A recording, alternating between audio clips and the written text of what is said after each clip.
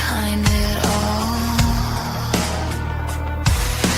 Teeth clenched tight with silver braces. Rehearse my shame, rehearse my faces. You say I'm fine, I'm not alone. The world outside proves me wrong. No sideways looks my swan song. I talk like I'm above the mess. Sleepwalk through my emptiness.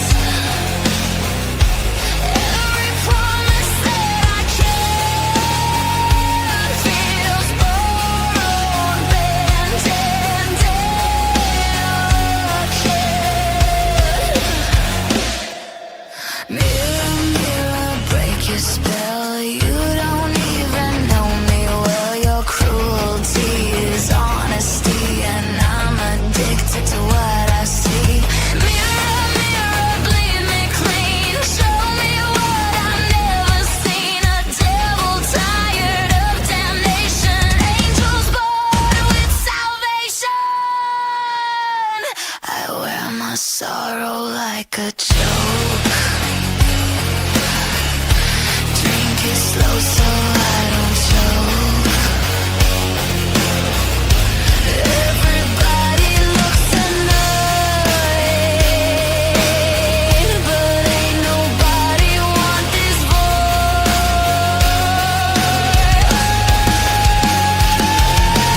Mirror, mirror, bleed me dry. Mirror, mirror, let me cry. Say I'm wrong, say I'm weak. I pray the Lord my soul will seek. If I should die before tonight, pyre, pyre, burning bright. I asked for help, I got the screen. Static feeling so obscene. Mirror, mirror, who's watching who?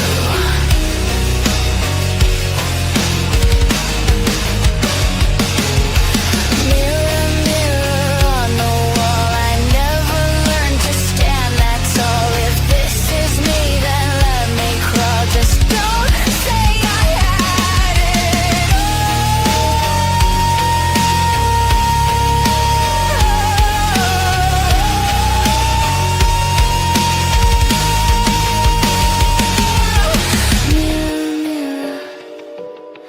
Mirror, mirror, mirror, mirror, mirror on the wall.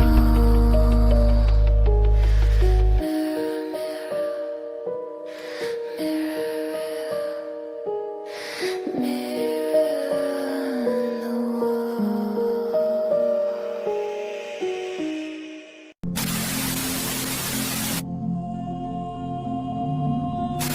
5 members of the prominent Rhine Swan family were found dead. Investigators believe the killer may be the same individual the media has dubbed the Red Crier.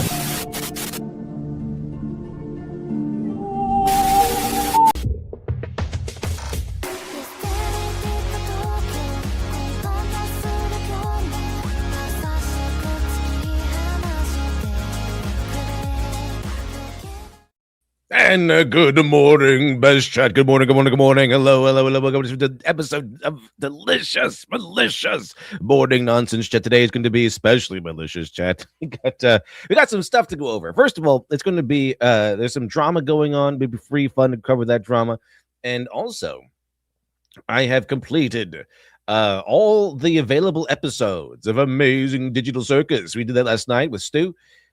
Pretty fun stuff, pretty interesting stuff. And yeah, I can see why the last episode is going to definitely be about feature length. It just makes sense because they left off with so many questions. We got a little bit of insight as to what's been going on, a little bit, kind of like, okay, what's actually happening? We got a little bit of that. But We didn't get a lot. We got questions that kind of just spawned into more questions. That's kind of what happened. So, and then the ending really changed things almost irreversibly. So we're going to see what happens, I guess, in the summer when they release that last episode, chat, see how it goes. We're going to see what happens, what the hell goes down. But for now, we can talk about what they do have available. Let's see, Chad. Dr. Crispin says, "Are we hunting for grifty bears?" It seems like it. DeCollar Batista, good morning, Aldine. Best chat. Good morning, DeCollar Batista. Hello to you. Hudson Bob says, "Morning, folks. People freaking out over the Pragmata situation is a self-report." It really is. It really is. Let's see. This isn't the first game to have a kid in it. It's just another version of Lone Wolf and Cub. That's what's supposed to be. That's what I like that series too. I like Lone Wolf and Cub. I read that entire saga, I think, at least twice. I read it a third time. But I read it I read it from front to end at least twice. I really like Lone Wolf and Cub. It's pretty good stuff. It's pretty cool. You want to see, like, you want to fight to protect, someone innocent. It's kind of what a man does. It's pretty fun. I'm not really sure about the game itself. It didn't really catch my interest. It's just I do like that trope though, but the game itself didn't really catch my interest. I'm not sure why, but I'm not sure about getting the game myself. But I do like the trope and the whole controversy of, it's for predators. Like that's ridiculous. Especially the one we covered yesterday, where it's like that Mary Morgan or something like that. She says, "Oh, every man who cares for a kid that's not of their lineage is a likely predator," which is huge. What the hell? And everyone united to dunk on her. Everyone except for Tim Pool. Tim Pool. Yeah, that's it. Tim Pool. Let's see.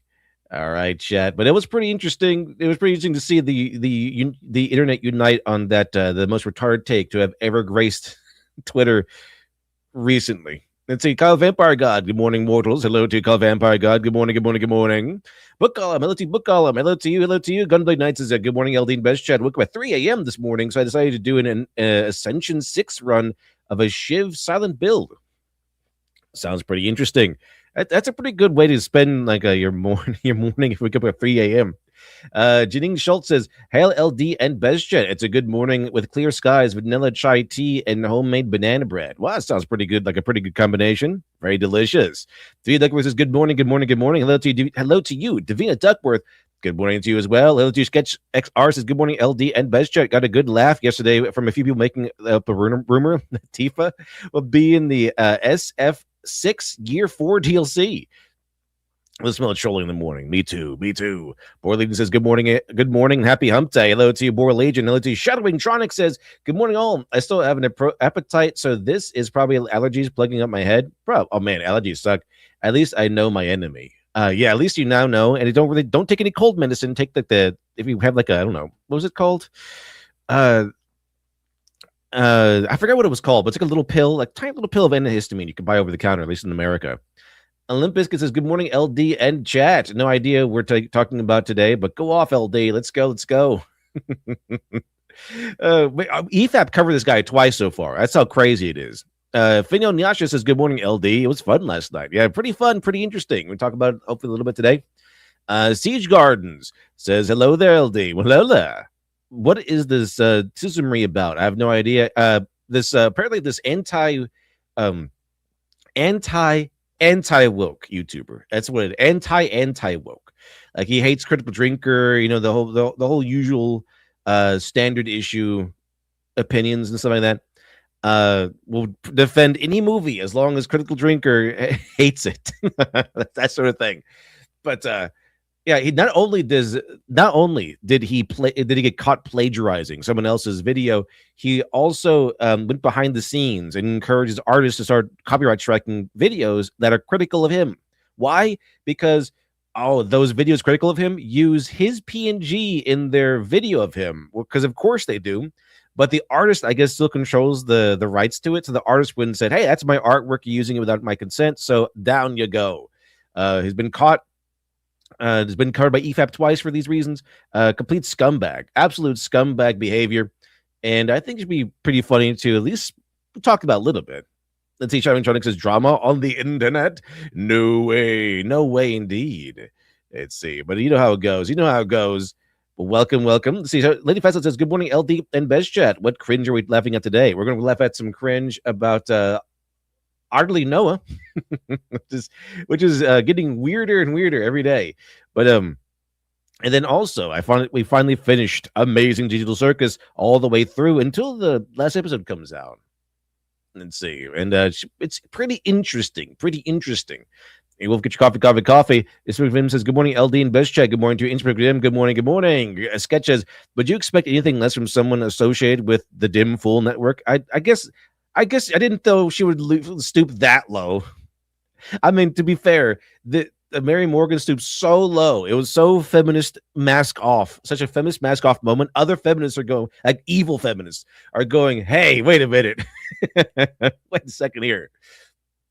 That's just like this.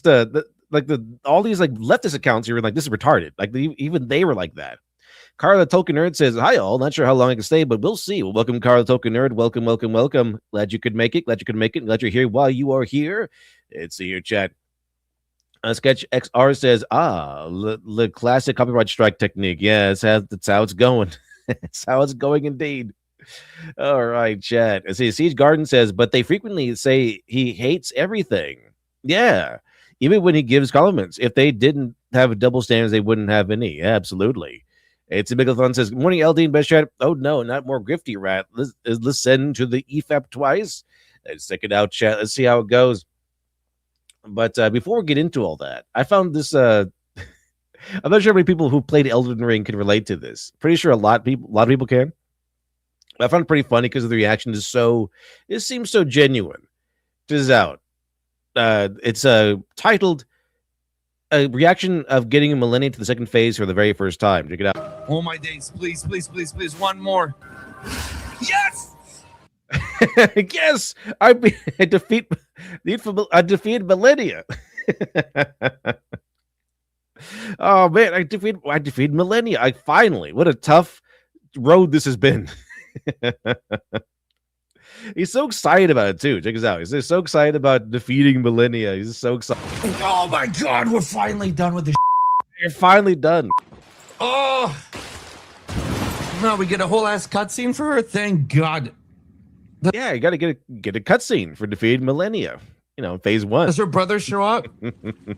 Does Millicent show up? Oh my God, we're so done. I guess you did the Millicent quest line too. Millicent's quest line is one of my favorite quest lines in Elden Ring. 3 attempts or whatever. It's not that bad. It's not great. Oh, my heart is racing, bro. Yo, if Mikola shows up, like it hits instantly. Wait. The eyes closed. Oh.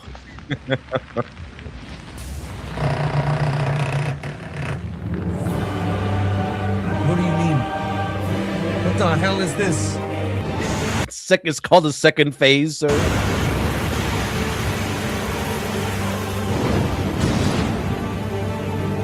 Like, not a lot of bosses have a second phase in Elden Ring, but Millennia is one of the ones that does. You witness true horror. Now the real fight. Yeah, seriously. Now the real fight begins. Millennia's first phase, not so bad. The second fight, though, man, you gotta watch out.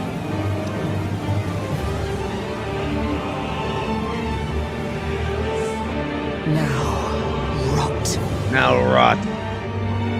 Why? What do you mean? Just the why. Oh man, what is this build for? Look, so those newbies out there who have yet to face Millennia or whatever, want to play Elden Ring or whatever, you do not want this build. All right, now I did beat Millennia with a big gigantic club of a weapon because that's my play style. However, what you want to do is you want to go in there. I don't know if you want to use what is it called, ghosts. You want to use your spirit ashes or whatever. Then you go inside the room with all bulked up with your armor. You summon your mimic tier at level 10. All right, and then you strip off all your armor. All right, so you can move around. Millennia is not really a character. I beat her multiple times, and this strategy has worked the best. even if you don't want to use spirit ashes or something, you do not want to go in there with a body full of armor. You just don't. It's a really bad idea. Okay, especially when you get to the second phase, because Millennia is a boss you kind of need a lot of stamina for. All right, you need a lot of stamina. You got to be constantly moving around. You gotta be ready. Like if you're not like a let me solo her or something like that, you need to move around quite a bit. So this whole bulky armor set not really going to help you out much. It's just not. It might seem counterintuitive, but you want to probably go in there almost naked. You want to go in there lightweight. That's kind of what you don't want medium. You want light. That seems to work best for me because when I did that, I won. And it's worked for me multiple times. And then your other guy, if you want to use your spirit ashes, bulked up, level 10, all armored out. That way you could take hits and you can, hit her from behind. You just use a shank tank build, also known as let me tank him. I mean, I use that most of the time. Just not with Millennia. Millennia, I switch up my playstyle just to defeat this boss fight. Gunblade Knight says, oh, or you could fight in your underwear and pot on your head. Yeah, I mean the reason why that works. Because it works. The outfit that Let Me Solo Her wears it's not because it's funny. It's because that's the best outfit to wear with Millennia. Like really, you don't really want to use a club either. You kind of want to use like fast, hack and slash blades. Like Let Me Solo Her is the best build for Millennia. And both phases, it really is. Except for the pawn. The pawn on the head, I'm pretty sure is just funny. But the other parts of the build of Let Me Solo Her, peak. That's exactly how you want to go into a Millennia fight, like ideally. Now it is kind of rough with the big club, and I did it. But really, the whole two swords thing that he has, probably ideal. It's pretty ideal. And see, Carlos Batista, listen 5. Now, super chat, thank you much. Appreciate it. Thank you much, Carlos Batista. Where's the clip here? Yes. Carlos Batista says, just get Let Me Solo Her to fight Millennia. Well, that's the weak way to do it. Also, I know that to stream after the Animation Digital Circus, Smiling for instance, it just ended. We could do that. You know what? How about we do that? I forgot to put this up here, but yeah. So how about the stream's choice thing? We'll start watching Smiling Friends. How about that? We can. How about that? What say you, chat? What say you? We get to 400. Start watching Smiling Friends. I mean, pretty good. I mean, we're over halfway there. So there's a good chance. It's a good chance. He says yeah. You don't want to let somebody else fight, but you want to be able to fight her yourself. That's the whole point of Elden Ring. It's kind of fun to let him fight her for you. You're like, oh, look, it's Let Me Solo Her. But you kind of want to do it yourself. It's kind of like, I want to conquer the boss myself. And so far, I have this is a brand new run of Elden Ring. I started maybe a couple weeks ago. Defeated Millennium. And with that tactic, you kind of want to, lightweight tactic. And I'm all the way back to... I beat the Halic tree. I made a new guy so I can just go fresh and do the DLC as well. I never finished DLC. What else? What else was I'm up to the Ashen Capital. Like I already defeated a bunch of guys, including Morgoth, the Fell Omen King. He's down. Got Millennia. I got let's see. I think I defeated all the extra bosses too. A lot of the extra bosses. I didn't see the quest lines like Celine. I got her all the way to the take over the Academy of Rhea Lucaria, and now she's like this big ball of helmets or something. It's like, oh hell, it didn't turn out too well for her, did it?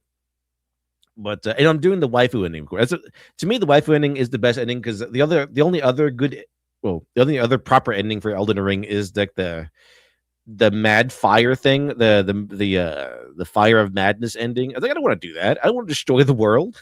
I don't want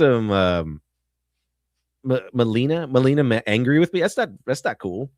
So I already burned the air tree, and that whole thing's going down. Pretty cool stuff.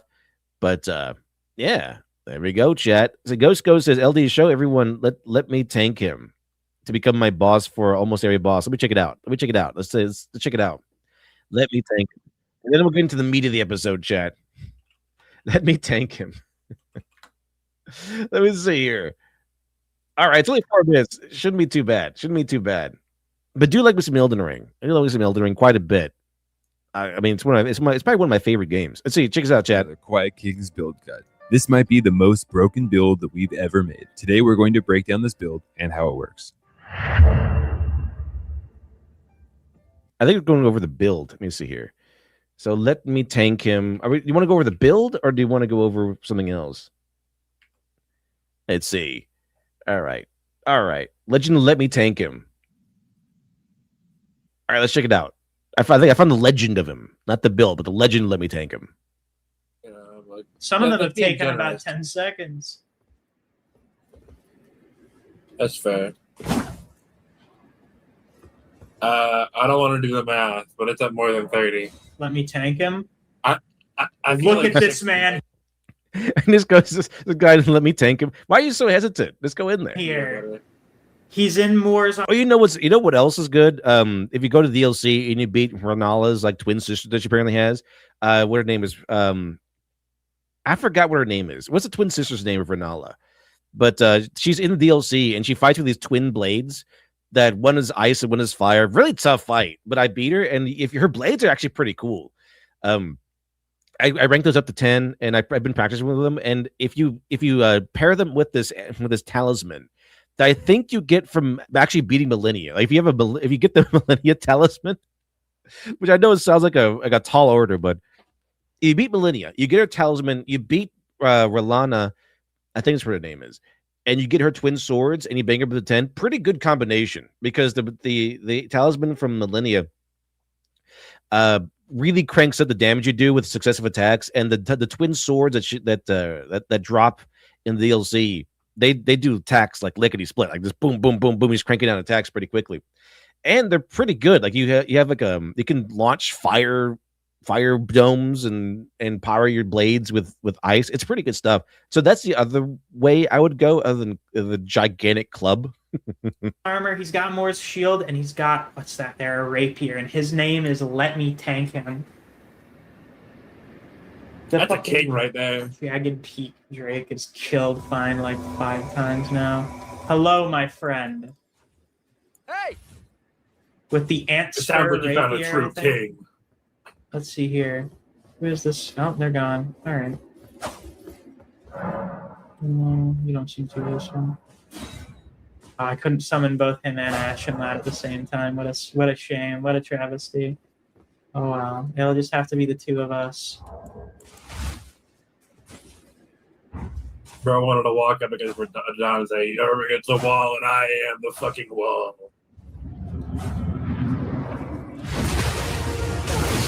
Oh, he's doing separate All right, wait, what is this? Okay, I guess he's doing DLC. for buffs. I think the Radon DLC. I haven't made this far yet. I assume this is a really tough fight. Oh hell yeah! Fine had the Sergeant Winters build from Payday 2. You're up against the wall, and I am the fucking wall. Dude. Holy shit. Oh, this guy's getting like chopped down by Radon, but he's not taking any damage. That is a tank. This guy. This fucking guy is just tanking. Hey, let me tank it.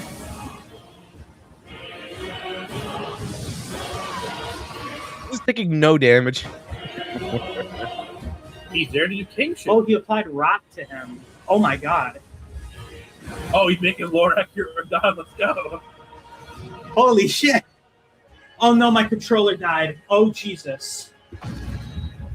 Oh dear Oh God. shit, are you kidding me? I guess you don't really need to have your controller at this point because that guy's just taking all the hits. Are you kidding me right now?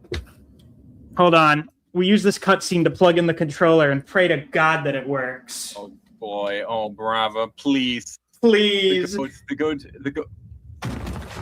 You have the goat. Oh. You can't let him down. You can't let him down. He's the goat.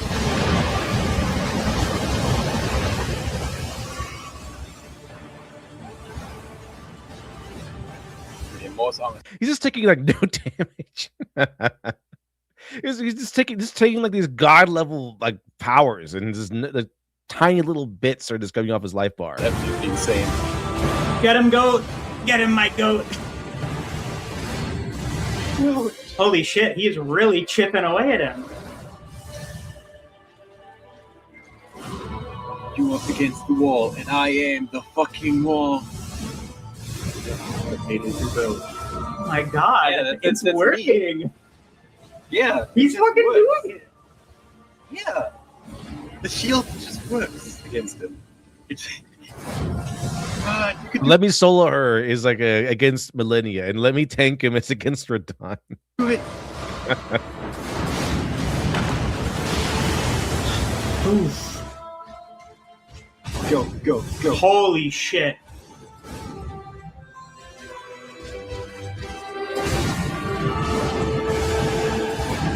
Go, my goat. Go, fight! Are you just gonna let him do it, or are you gonna? He said, let me tank him. I'm watching a new legend be born before my eyes. You all remember, let me solo her. Well, now let me tank him. Yeah. Holy shit! That's actually like a fucking raid-wide attack. Get away from him! Oh my god! Oh my god! Holy Look shit! at this motherfucker. Oh no, he got him in the grab, but he'll tank Oh. Yeah, I mean the grabs didn't do any damage, so. it. As long as he doesn't get hit by it a second time and he's got the great rune, he'll be fine. Yeah. I always have the best great rune attached. Man, this music's hitting.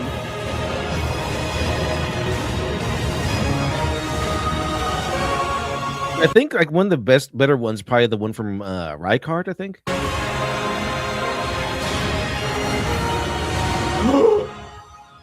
What is this? What the fuck are you doing? Oh, is he doing the zero hand? Oh my god! Oh, Did he do the He did zero the hand? meteor strike again. I knew he would. Yeah. Yep. and he took no damage. That attack is fucking insane. What is this build? Holy shit! Is he doing it? Oh my god, he avoided the grab. Thank god. Almost got him. He's almost down. Holy shit, he did it. All by himself. Yeah. Yep. Brought down That's General power. Radon. And holy fuck. Remembrance of a god and a lord. That's pretty awesome. That's pretty cool. New legend has spawned. There was a let me solo her. Now there's let me tank him, chat. Let me tank him. All right, here we go. Here we go. Where are we now? Where are we now? Okay, chat. Here we go. Let's get down to business with OtterlyNoah. So there's been some drama with some OtterlyNoah going on, and it's twofold. It can't just be one scumbag thing. It has to be like a dual scumbag thing. So first of all, he got caught like almost like red-handed plagiarizing some other person's videos, like one for one, pretty much one for one order, like this jokes, everything. And then people criticized him, and he kind of and people put his artwork, his PNG artwork, I think, in their thumbnail. And what happened was he was caught going behind the scenes and going, "Hey, artist who did my thumbnail, artist who did my PNG icon, this guy is using your art in his thumbnail without your consent. You should go strike his channel." And that's exactly what happened. I got caught. Let's see, chat. So Dicker's stream, I know, admits to encouraging and instructing an artist on how to copyright strike. Callisto's, this is the guy who did the video in question that criticized him. Video over its thumbnail, despite previously making it seem that he had went rogue. Let's check it out, chat. Check it out. So I originally made Deus aware of Callisto's video, and that's why he struck it down. So you made your artist aware of Callisto's video. Why? Because I thought it was racist. Getting sued for leaking sex tapes. That's it. And how did you? And why what did you else think did that you it was do? racist? Well, no. I thought it was racist. Oh, here we go. Well, why did you? What did you do besides thinking that it was racist? Yeah, no, I sent her that because her art was on there, and I assumed it was racist. And yeah, I sent her like it's not just that, Noah. You sent her like how. Yes, to I fill also out sent the... her. I sent her specifically the whole thing about like how copyright things work on YouTube, because because I've had a similar, like a mod of mine has had a similar situation of this before. I like the facial expression, like, what? This is retarded. What talking about? But then says, if you find discovery of secret phases fun, LD, I would check out Team Liquid reaction to Lura Phase 4. It's true gamer hype. That sounds pretty fun. Just Phase 4, man. Imagine this boss with 4 phases. Like where their art was being used on a thumbnail with someone they didn't agree with, and they ended up like having to strike that as well. Hold on. So, am I right in understanding that you were the one who got KinoFlex and Callisto to post publicly that you had nothing to do with the copyright strike? Did you ask them to post that? No. Yeah. Did So Noah ask you guys to post that on Twitter? That statement. Well, I think Kino was posting a statement, and then I believe Noah, did you ask me, right? You said like Kino's making a statement, and if you could possibly as well. I'd have to look back at our DMs. I don't remember. So they both said, for clarification, OtterlyNoah is not the one who made the copyright claim. Okay, and then KinoFlex said, it's doing the quartering thing. All right, it's not the probably didn't personally do it, but he did a quartering thing where he kind of went around and like copyright struck them with like a different channel or something like that. In this case, that's the case of the quartering. And like went around and like, oh, people don't know that quartering has like 4 million channels actually. So so quartering used one of his other channels to strike the Kino Casino guys, but this one is like I went ahead and had someone do my dirty work for me. Like, hey, this guy is using your artwork without your consent. Also happens to be a guy that hates me and is criticizing me on this particular video, but that's besides the point. Callisto is viewing video, but a separate person who he's looking to resolve it with privately. But it turns out now you sent her the video, told her it was racist, and then told her how to fill in the fucking form. What the fuck are you doing? It was racist. What are you doing? What are you doing? All right, see here. Hold on. Yeah, so All right, get out of here. All right, see here. Before Noah answers, I just want to read off a comment from Deus, because she, again, I just want, if there's any takeaway I want your audience to have, is that she... And I don't think they were expecting this level of scrutiny and backlash. I just don't. It's like, oh, this guy, how dare this guy criticize me? How about you go take him down for me? And they thought that would be that. They can get away with it because they have the right politics and they're the good guys in history. You know, they're the right side of history or whatever, because it's racist. But here we are. Gotta answer to the Hague. Knew absolutely nothing about this. Like, she is innocent. Like, she is innocent. She should not be getting harassed. She should not be getting sent messages that calling her a bitch. Freedom Yeshua says, Margot's great rune gives stupid amounts of health. That seems to be like a really good go-to. I like it's either Mogs or Rycards that gives you like a good balance of everything. So it gives you kind of a good balance of everything. I forgot which one it was, but I have them both. But one of them is like the Godric is actually probably a good go-to overall. But I think it's either Moog or Rykard that kind of gives you a good balance between two of the other ones. They don't give you as much as Godric, but it does give you like a good balance of kind of everything. I forget which one it was. I want to say it's Rykard. No harassment at all, because she is like as much of a victim in this as Callisto is. Like, this is like she should not be getting any hate. But this is what she said. Noah approached me telling me that a YouTube video he was using my art on was a racist video. He said I might want to make a copyright takedown against the video. He sent me the link on how to do it and said he would walk me through it. I have no presence, interest, or investment in any YouTube communities or anything of that nature. My desire in all of this is to have the record set straight and to be left alone. They always say this. What they I've seen this so many times happen where they kind of just try to destroy someone's career. They try to step in and then they try to just with a wrecking ball or a sledgehammer and just slaughter someone's career, just destroy someone, give them a big hit like a strike on the channel, which is huge. And there's backlash. They go, I just want to be left alone. I don't know why I'm getting so much hate and backlash because you tried to destroy someone's livelihood. What the hell? I've seen this happen a lot of times with these, like, especially these leftist artists or something, especially with those what happened like Saber Spark or whatever, where like these random ladies just come out of nowhere and say, oh yeah, he sexually molested me or raped me or whatever, and then they do like an answer like, here's how to dismiss this, here's all the evidence that this never happened, and they go, oh, I'm sorry, why does everyone keep bothering me? Stop, I just want to be left alone. Like, you can't just try to step in and try to nuke someone's career and then you no longer have the right after that to say I want to be left alone. All right. Like what, I forgot what his name was. It's Saber something. Like he does like cartoon reviews and some of that. I kind of like some of his videos, but yeah, he got accused and he proved it false. And then just like he just stepped away. I think she's apologized or whatever. Like, yeah, the least you could do is apologize for trying to ruin this man's career. But that's kind of what happens. I've seen this happen quite a few times where it's a situation like that where they come in and try to nuke someone's career, and then there's backlash, and then they go, "Oh, I just want to be left alone. I have no attachments. Please leave me alone. I don't know why I'm being harassed." Like they're trying to play victim. It's so tiring. You came in there and for no reason at all, you nuke someone's video, give them a strike because they use your artwork in the thumbnail. Now, there are instances where you might want to, like, protect your property, protect your artwork, and that's usually like kind of relegated down to something like they took your artwork and is selling it as their own or something like that. Not in a thumbnail that's being used to criticize. Like, that's not when you go take down somebody's video, and you can't take it down for being racist. All right, it's retarded.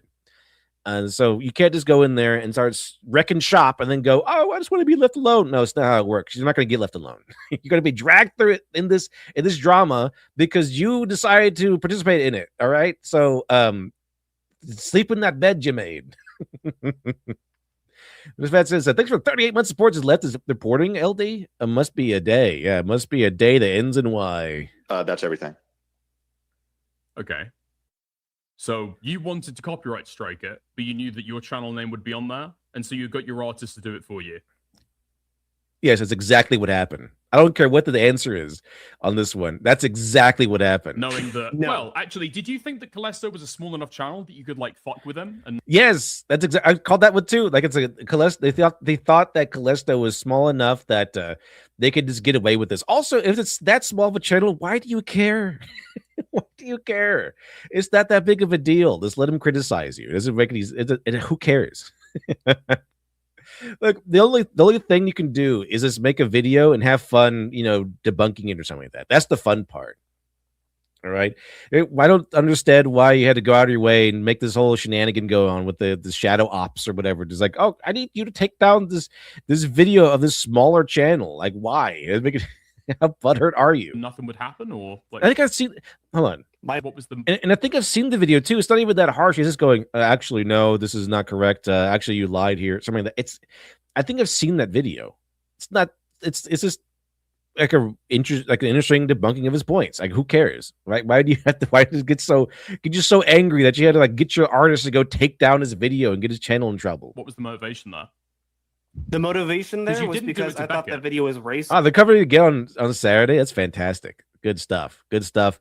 OtterlyNoah he did like a humble brag exit. He's like, I'm taking a month off of YouTube because I got a position in the film industry or whatever. It's like, okay, well, that sounds interesting, but like, what kind of position? It's like, are you mopping the floors? Like, what's going on here? It's kind of like when Tom King says he used to be part of the CIA. It's like, really? This guy was in the CIA?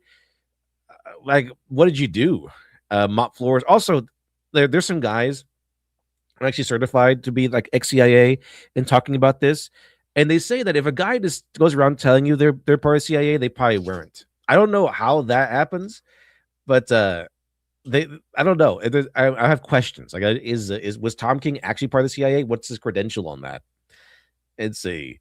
And then it says, who is OtterlyNoah? Some anti-woke YouTuber, apparently, who decided to plagiarize a video and then copyright strike or get his artist to copyright strike people who are critical of him.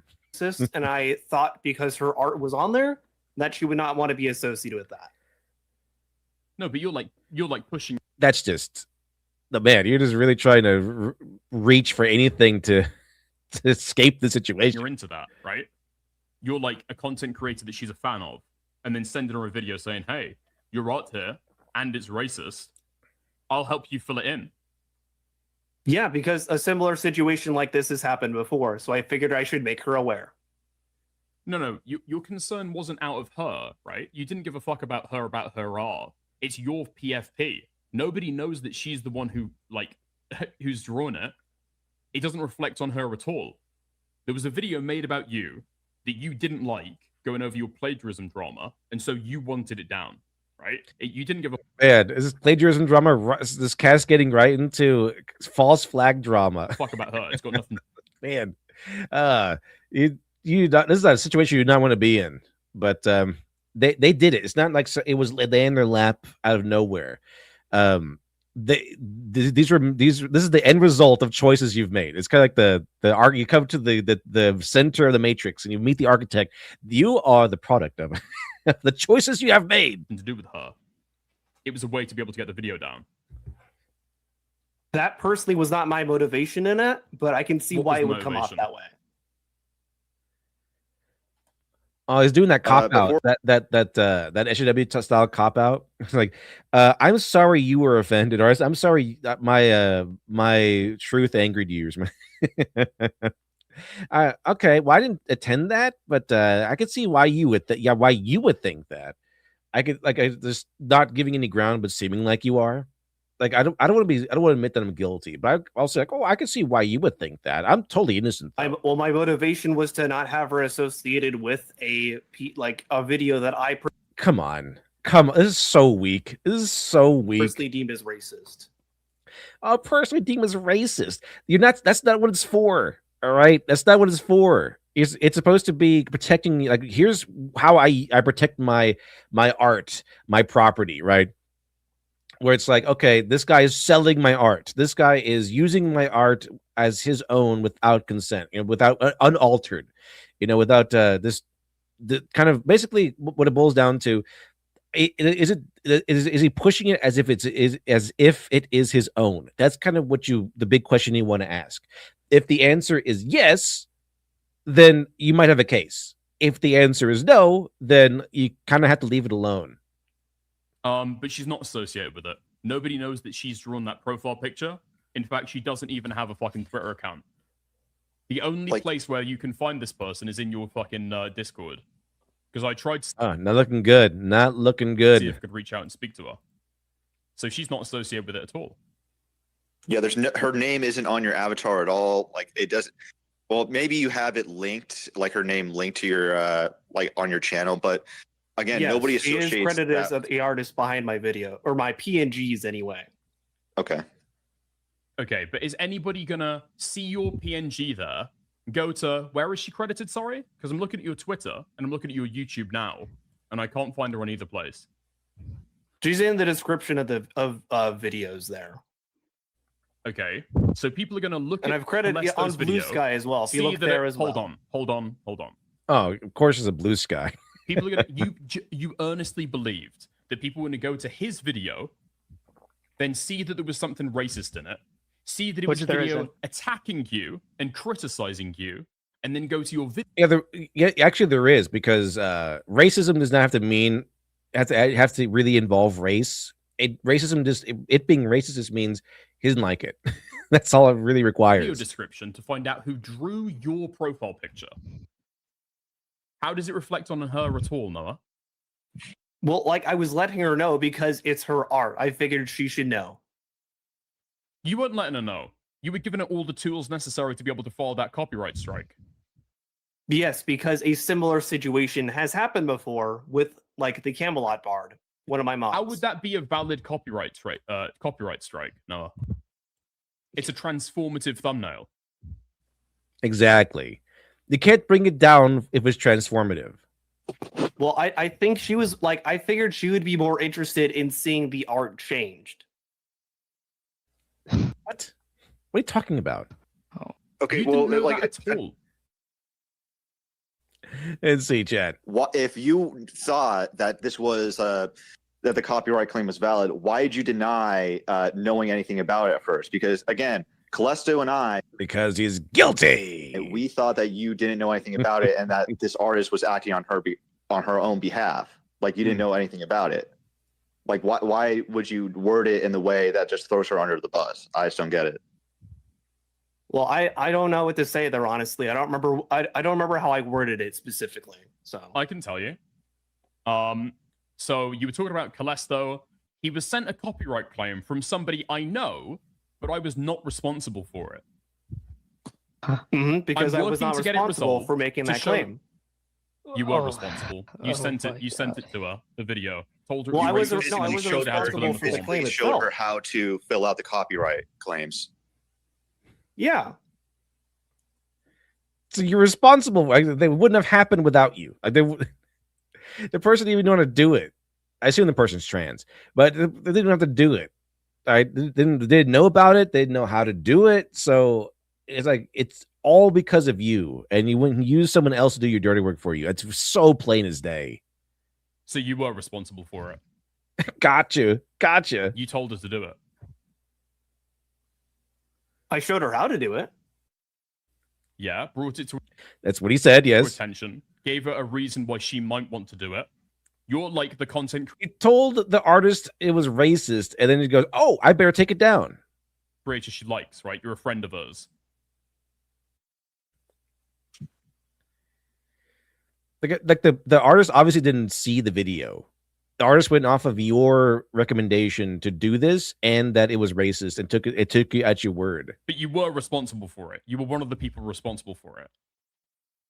You were telling I would say I was one. Yes, I was responsible for sending her the whole copyright thing that Camelot had sent me before, and also letting her know about the video to begin with. Yes. Yeah. Okay. So when you said I was not responsible for the copyright claim, right? He was sent a copyright claim from somebody I know, but I was not responsible for it. That was just a lie, wasn't it? Well, that wasn't a lie, because I showed her how to do it. I wasn't responsible for it. What if you so man, it's like so you did everything involved except for actually swing the axe. That's about it. All right, chap. That's the beginning here. Give you a little taste of this nonsense. Let's see here. All right. The big sweep. All right, I got one more before we go to a Nix Diorio kind of summarizing the coverage of this. I think. All right, come on. Pause this. Okay. Can you not pause videos on here? All right, let me reload this. Let me get this set and ready to go. I don't know why it wasn't pausing. That's very strange. But here's a follow-up, I think. If it works. Twitter's being really slow today. Let me see here. All right, this video in particular, not working too well. So let's go this way, and let's see what Nicholas Diorio has to say about all this. He tends to cover these kind of guys and this kind of drama. Let's check it out, chat. He has a little 30-minute video on him. I don't know if I'm not sure we're going to cover the whole thing, but let's get a little. Let's just dip our toes into it. I'm also did plagiarize. Let's see. Phil Yashi says, cheers. So this guy has a pseudo Deku / Otter PNG, so he's a furry. Enough said. Yeah, doesn't it really seem like a big PNG kind of thing? It kind of feels like you just kind of photoshopped a head of an otter onto someone else's work. It was Shamu. We don't need to relitigate necessarily. Okay, yeah, because I didn't know what. Yeah, I didn't know if he wanted me to bring that up as well. But no, yes, okay. I did. I'm not looking for a relitigation. I'm mostly looking for an overarching point. Yo, ladies and gentlemen, we have a bonus segment for you today, which is kind of rare. We don't usually do that, but I have to show you this right now because tomorrow, on Tuesday the 21st, we're going to be filming a brand new segment on a content creator you might not really know super well. If you watch EFAP, then you probably have heard of OtterlyNoah. Because usually when I go to EFAP, it's to cover media-related stuff, but occasionally there's like a topic that kind of cuts over, and we talked about like Boogie a couple of times. Maybe like 4 Boogie episodes. There's a lot on Boogie. Yeah, there's a lot on Boogie. It was pretty good. I think it's very thorough coverage on Boogie. And then a couple extra segments on their anniversary streams. Yesterday, we did a YouTube drama stream on EFAP covering OtterlyNoah. We have a VOD on this channel where we talked about him. He's the one who plagiarized Shamu's Tectone video. And there's been new updates for... That's it. Tectone. I think he plagiarized Tectone. Regarding that, this is like a really bizarre one. Yesterday, I was asking a question because a video that came out about Noah was struck down, or I guess not struck down, but it was given 7 days before the video would have been removed. The DMCA was submitted, right? But the interesting thing about it is that it wasn't struck by Noah. It was struck by what we believe is the artist. So a small YouTuber named Calesto created a video essay that was critical of OtterlyNoah. It got a copyright strike. This is what a copyright strike looks like, Tectone. And it got a copyright strike from what appears to be your artist. Do you know anything about this, and can you assist in it? So he plagiarized Shamu. Okay, that's it. That's it. I do know he plagiarized. I saw the side by side. I forgot what the guy's name he plagiarized, but I saw it. I saw the side by side comparison, and man, it's like 1 for 1. It's not even like maybe he had the same idea or whatever. It's like 1 for 1, same orders, same jokes, same retorts. It's crazy. Like, it's so blatant. Getting resolved. The video is called Anti-Woke Criticism is Fine, Debunking OtterlyNoah. It's a 2.5-hour takedown video over Mr. Plagiarism. The content used was a PNG of OtterlyNoah, and it was found in the thumbnail. Your video will be removed and a strike will be put on your account in 7 days. So I was trying to get to the bottom of this, because you know what the fastest way to find any information about this out would be? It would be to contact Noah, if that is his artist, asking why his artist would be filing DMCAs for the PNG that Noah uses in their videos, like this one, kind of, but it was a bit different. It's the one that Noah uses in the thumbnails a lot, was also representative of the actual video. And in response to this, in response to this,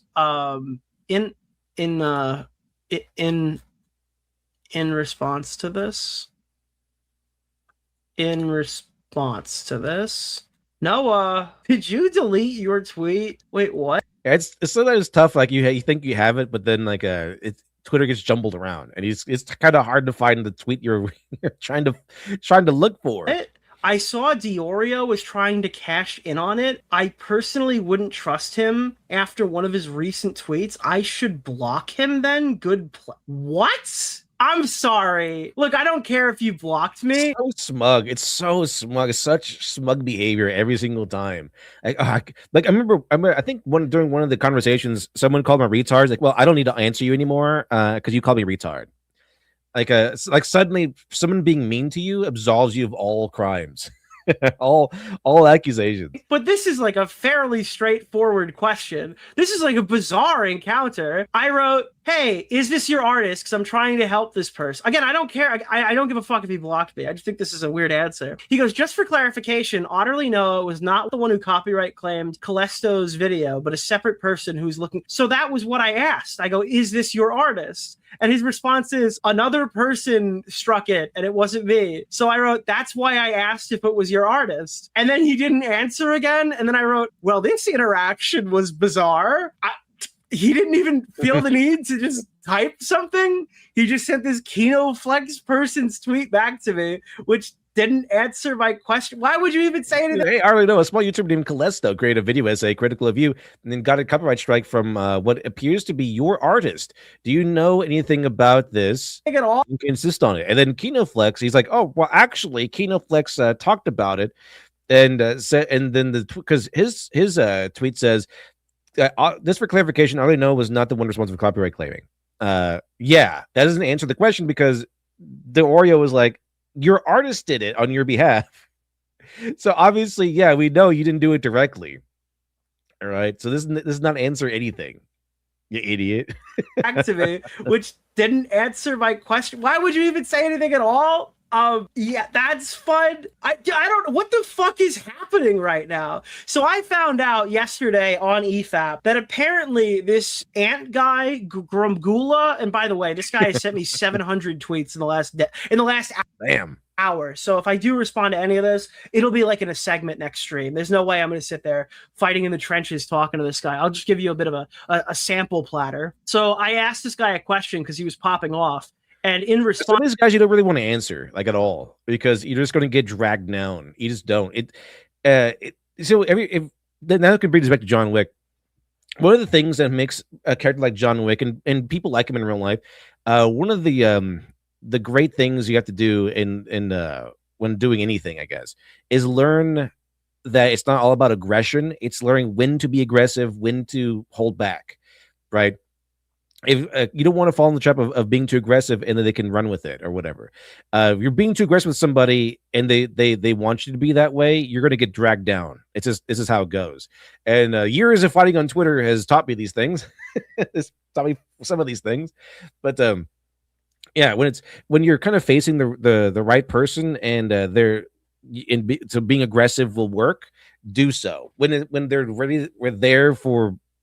They'll just counter anything with anything, right? Then they're just dragging you down with. It's kind of like how you identify trolls, right? You don't really want to get in a back and forth with trolls. You just don't. Or someone who's obsessive, you just don't really want to do that. Diorio kind of caught this, where you don't really. There's some people you really don't want to answer, or go back and forth with because you're just going to be there forever, no matter how good your evidence is, no matter what you say, no matter what you do. You're just going to be there forever, going back and forth, talking to into the void because none of the stuff you're saying is going through. You kind of have so essentially what it boils down to is sometimes you have to know when to be aggressive and when to hold back, when to be aggressive or when to be patient, when to ignore something. It's important. Otherwise, you're just going to be wasting so much time. to me, he wrote that. Pretty good. I can always do it.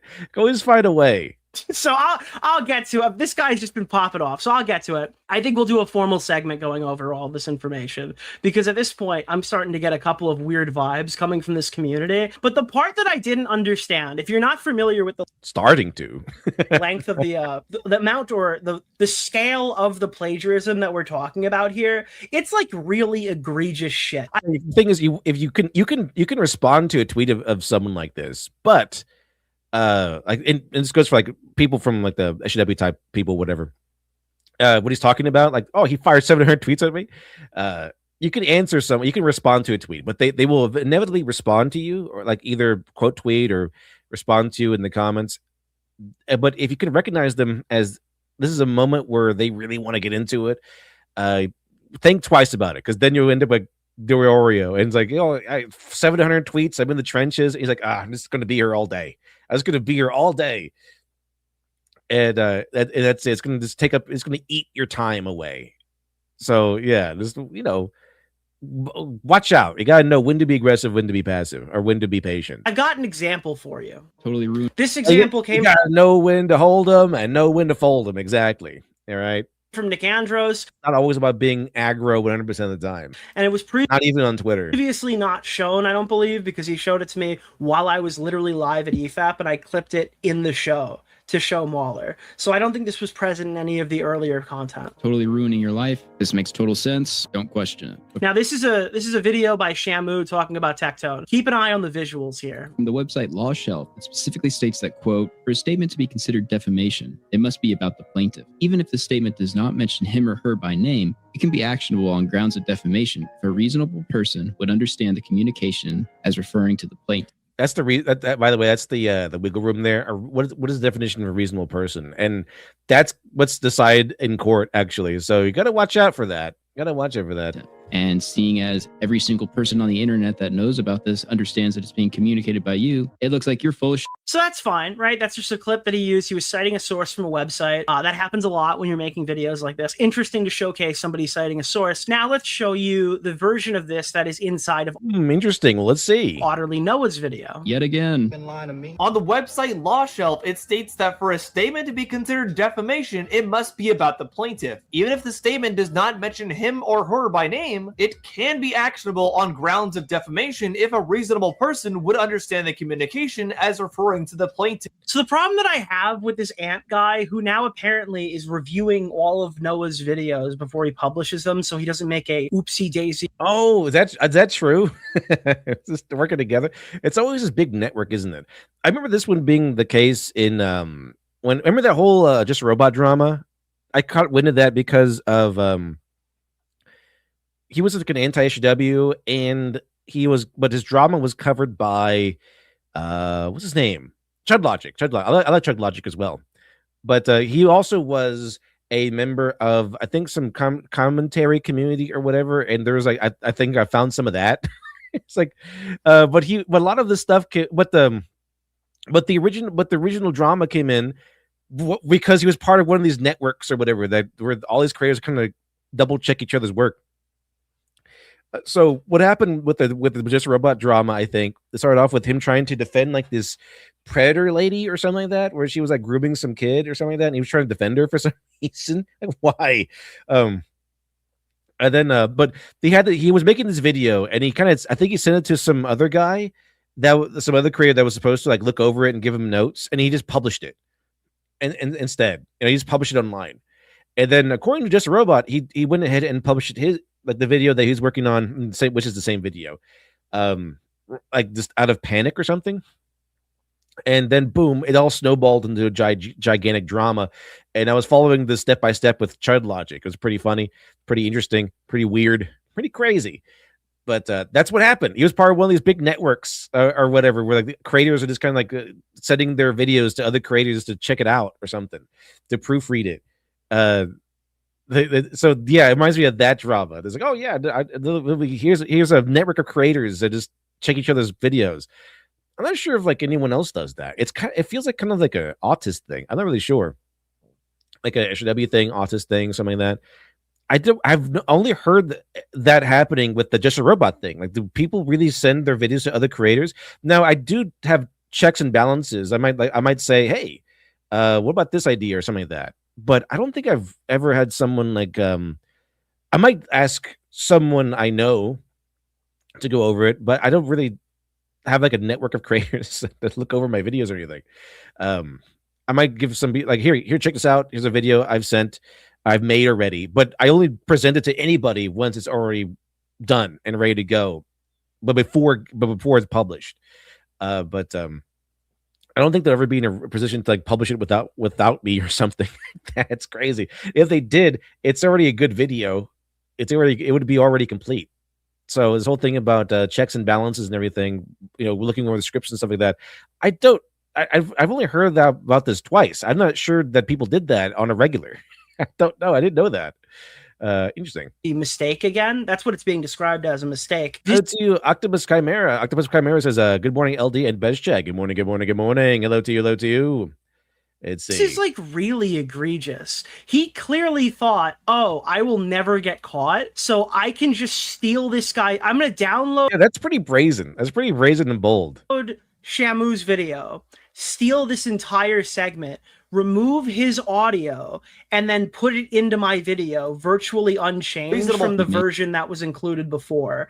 And you could tell the most egregious part of this whole thing is he's too lazy to even slow down the clip, and he's too slow to say it at the same pace. So watch right here. Watch this part of the screen, okay? Not mention him or her by name, it can be actionable on grounds of defamation if a reasonable person would It jerks back. Same exact thing. Back to the left because he's so fucking slow in his delivery of his stolen content that he ran out of time and he needed to oh, come on. loop it back so he could get his sentence. I looked up videos to learn how to do this in Premiere Pro. All right. So when I do it in my videos, when I'm highlighting things in my videos, I did it myself. Okay. Man, if I had it already set to go, it wouldn't take so long to edit these things. Out over Shamu's fucking stolen work. And this is just one of many examples. And the big problem that I have here is he calls these people grifty bears. That's his terminology he uses for grifters to go over people who are ideologically opposed from him. Yeah. Oh, yeah. That's the label. If you're right wing and you make money on the internet, you're a grifter. That's kind of what the definition of a grifter is, apparently. Blanketing some people in there, getting some fair criticisms and shit like that. But he's talking about people who. Yes, it is. They wanted me to do debates and shit. I'm like, no. I know when to be patient. I know when to hold them, when to fold them. I did do like a conversation with someone from the left, which was a little movie perp soon after that, and it was great because that's when you talk. You identify which person is worth speaking to. Little Booty Perp definitely is worth speaking to. Really fun conversationalist. Really knows his stuff. Don't believe in the stuff that they're saying, but he's too late. Completely disagree with me. He's completely the opposite, but it was a fun conversation. Lazy to do his own research and just copies everyone else's talking points to do a dog pile. If this is like, you can't do that. you can't fucking do that. It's insane. So this Ant Gramgulia guy is talking about how he saved OtterlyNoah, who's basically gotten away from this largely unscathed, because the only content creators who are really talking about it are like Nick Andros and Shamu, and they haven't really pushed it too hard. There was like the drama and the debate that happened, and then I believe Beckett of Krabs is covering it, so there's no like huge YouTuber fucking destroying this guy over this, and it's kind of gone under the rug. It got unearthed when that guy made like the 2.5 hour video on him. At least that's why people are talking about it recently. But this It's like the Starzane effect where he tried to take it down, and that's when everyone like figured it out. That person is now supposedly reviewing all of his media to make sure there are no more accidental happenings. So I saw him right. Wait, so EFAP has done multiple videos on OtterlyNoah, but only covered me once despite the stream they did about me getting good viewership. Fascinating. And all of these comments are like bizarre. He's like responding to everybody. JXC stuff like, oh, I hope Jay got away. She deserves better. Like, okay. That's a bit of really? Okay. It's interesting. Of a concern trolley. They covered a video that criticized him because someone false copyright claimed it. Also, they generally just cover things they're interested in. They don't really chase views from what I've seen. There's nothing fascinating about it. And what they find interesting is... And Luke got it there. Let's see. Ben says, off topic. What do you think about it? Well, it is on topic. We're going to cover that in a little bit here. Especially if Stu joins us. Stu says he's going to be late, so... We'll see if that happens. If he doesn't join us, we'll definitely get into Digital Circus because there's still talk about Chad. There's still talk about Amazing Digital Circus, and I've gone through all 8 episodes. I was pleasantly surprised by this one. It's particularly interesting because it always follows a pattern of avoiding difficult targets. This guy thinks he's like the final boss of the internet. To be fair, OtterlyNoah has a huge plagiarism controversy. Agreed. I was there. I think the resources I shared with Noah helped him improve. And see, I like to say like Stu says, hey, LD, is that the ant guy who really doesn't like you? Yes, that's the exact one. But everyone clocks Ant like right away, turns out. Even Nicholas Dior is like, yep. Even Nicholas Dior is like, you know what? I probably shouldn't get in the trenches with this guy because it's going to go on all day. This is psychotic behavior.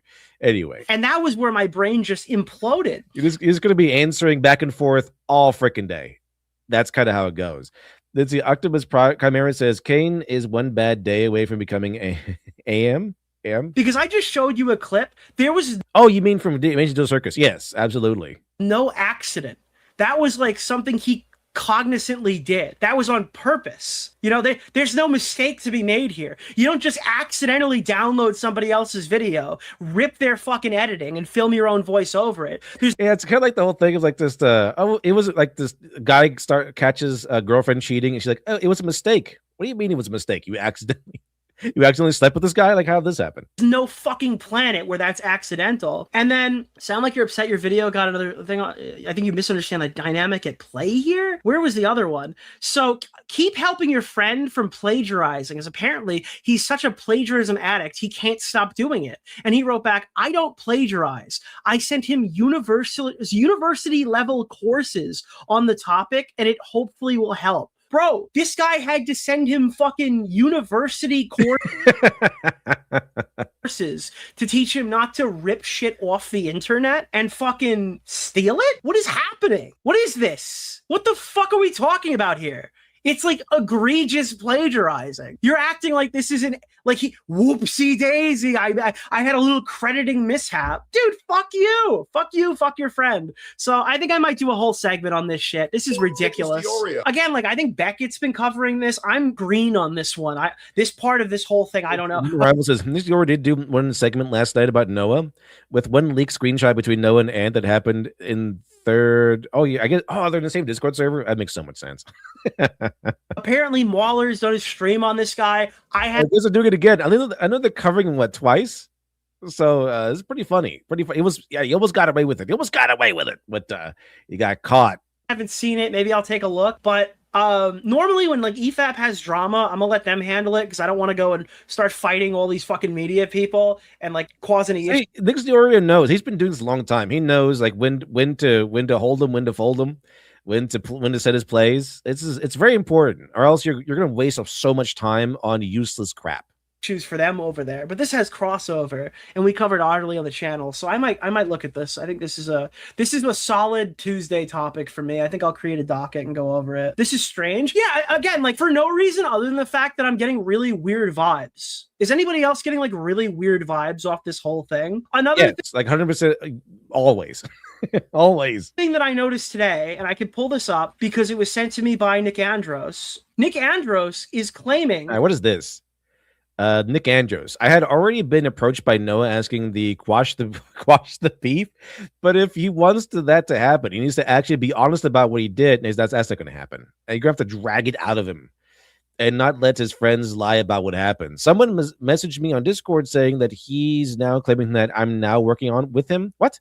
On something when all I did was recommend him to download Obsidian if he wants to start doing original research. That sounds pretty good. Obsidian, I gotta get one of those. I've been doing research through like typing in Google and stuff like that, and then looking through other stuff. Now I have been doing research. Some of it has been through ChatGPT, but only through recommendations. Like, hey ChatGPT, I need you to recommend me sources. So it's been a really good way to link me to sources, which is how I found like Iron John and everything, and some interviews and things. But that sounds good. What is Obsidian? I want to get one of those. Obsidian sounds pretty cool. Might if it's a research thing. Yeah. I might do that. Hell yeah. Sounds pretty good. All right. This is a pretty useful video so far. I didn't know about this thing. But yeah, usually I've been like looking through things that links me to sources I could use. That he had already been approached by Noah, who asked him to quash the beef. But if he wants that to happen, he needs to be honest about what he did, which is totally reasonable. See, Optimus Chimera says, on the topic of how was this an accident, the warehouse fire, putting aside motivations, how exactly was it able to happen to begin with? Shouldn't there be measures in place, people in place? You think there would be. And not let his friends lie about what happened. Someone messaged me on Discord saying he's now claiming I'm working with him on something when all I did was recommend that he downloaded Obsidian if he wanted to do original research. This is really weird. Why can we quash the beef, man? Dude, you're saying that you made a mistake. Why can't you just acknowledge that you were just fucking stealing and you've changed your workflow? 100 tweets about. I mean, this guy's been tweeting like crazy. I haven't read all of it yet, obviously, because I was setting up the show. Forgot to ask, is it true OtterlyNoah is a plagiarist? OtterlyNoah incorrectly referenced work in his audience show that beef. Yeah, it'd be good. Audience and beef, pretty good combination. Videos. That counts as plagiarism. And Cheers says, I was a former Just a Robot fan until Sydney Bear drama. I think I was a subscriber during 2015 during the anti-woke age of YouTube, alongside with Grade A Underray. But he's actually cool. I like Grade A Underray. He's a pretty cool guy, as far as I can tell. I mean, I haven't watched his videos in a while, but I mean, the videos he did do were pretty fun. Yeah, that's what it was. Sydney Bear. Like, there's like some predator lady, some groomer lady. That's what topic was about. It wasn't just like a random aspersion. That's the whole drama was about her grooming some person in a Discord or whatever, and that was kind of it. That was the whole topic. And then he decided to go run in and defend her for whatever reason, and boom, Shud Logic came in and covered like pretty much all of it. And that's how I learned about the whole Just a Robot thing. Is Shud Logic went through like tons and tons and tons of it. And see, Siege Garden says 2.3 thousand likes on a post showing off my meat looking rock to a guy with a bread looking rock. These dramas are hilarious, so dumb. It really is. It's like it's you never know what gets a lot of likes on Twitter. It could be something completely retarded. Somehow I've been farming like tens of thousands of likes on various posts because I've been talking about Avatar and stuff. It's retarded. I don't know. It's fun stuff though sometimes. That's what he fucking did, but that's not what he fucking did. At least not the bulk of it. This guy legitimately chimed in and fucking stole shit because he thought he wasn't going to get caught, and he was doing it for the greater good, I imagine. You know, he's calling out these right-wing creators. So I'm starting to notice there's a bit of a... I'm telling you, let me ask you a question. And maybe not everybody here has read in on it. Maybe you got to check out my VOD, or maybe this is a really good EFAP promotion because you'll go over there now or after the stream. But if OtterlyNoah... That's kind of usually where I kind of I think my vibe comes from where it's like we're you know when to fold them, when to hold them. Like if it seems like they're taking things too seriously, it's like okay, well this is probably not a good idea because we're just gonna usually when someone takes it way too seriously, you're gonna be back and forth all freaking day. It's gonna be one of those things, and that's kind of when if someone else takes it too seriously, that's probably someone you don't really want to you know invest too much time with because you're not. This is gonna be too much. They're taking it way too seriously. Like when we spoke with Little Movie Perp, he doesn't really take the internet that seriously at all because he's a director and stuff like that. So it was fun. We could hang back and relax.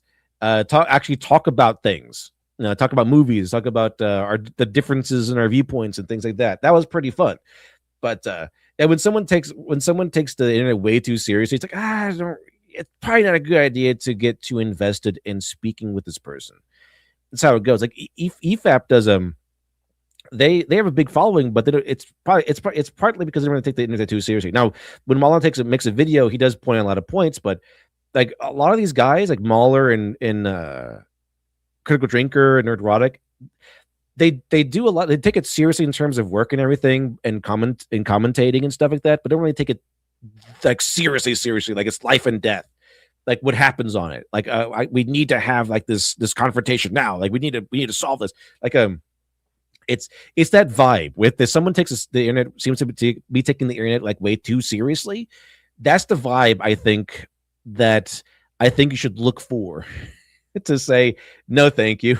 They really want to invest time here. Thank you. It's the Orange Man says another off topic. Started watching Farscape. Yes, Farscape was great. You should watch it. It's really, really good. Very highly underrated because people talk about Star Wars and Star Trek and stuff like that. Stargate. Barely anyone I know talks about Farscape. Fantastic. It's a mastery of work too because it has a bunch of Muppets in there.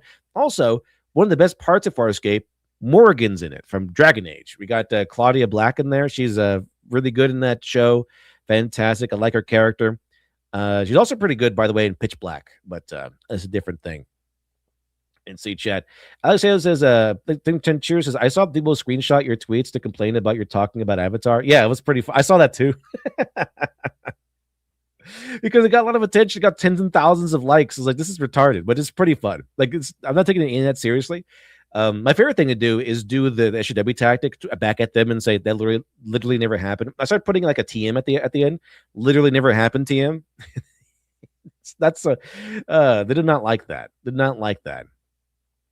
And see. All right, chat. Yeah, which part of her was good? Yeah, ripped in half. Anyway, chat, we got a guest in the back room. Let's see who this could possibly be. Don't talk to me. I know you're a pervert under there. Yeah. Hello, Stu, the Stu crew. Good morning. Good morning. Good morning. Are we winning today, chat? I think so. We're going with this drama about OtterlyNoah. And apparently, man, it was supposed to be this down low thing. No one was supposed to be complaining about this anti woke person. Went in there and he plagiarized somebody's video, like clearly. What's going on?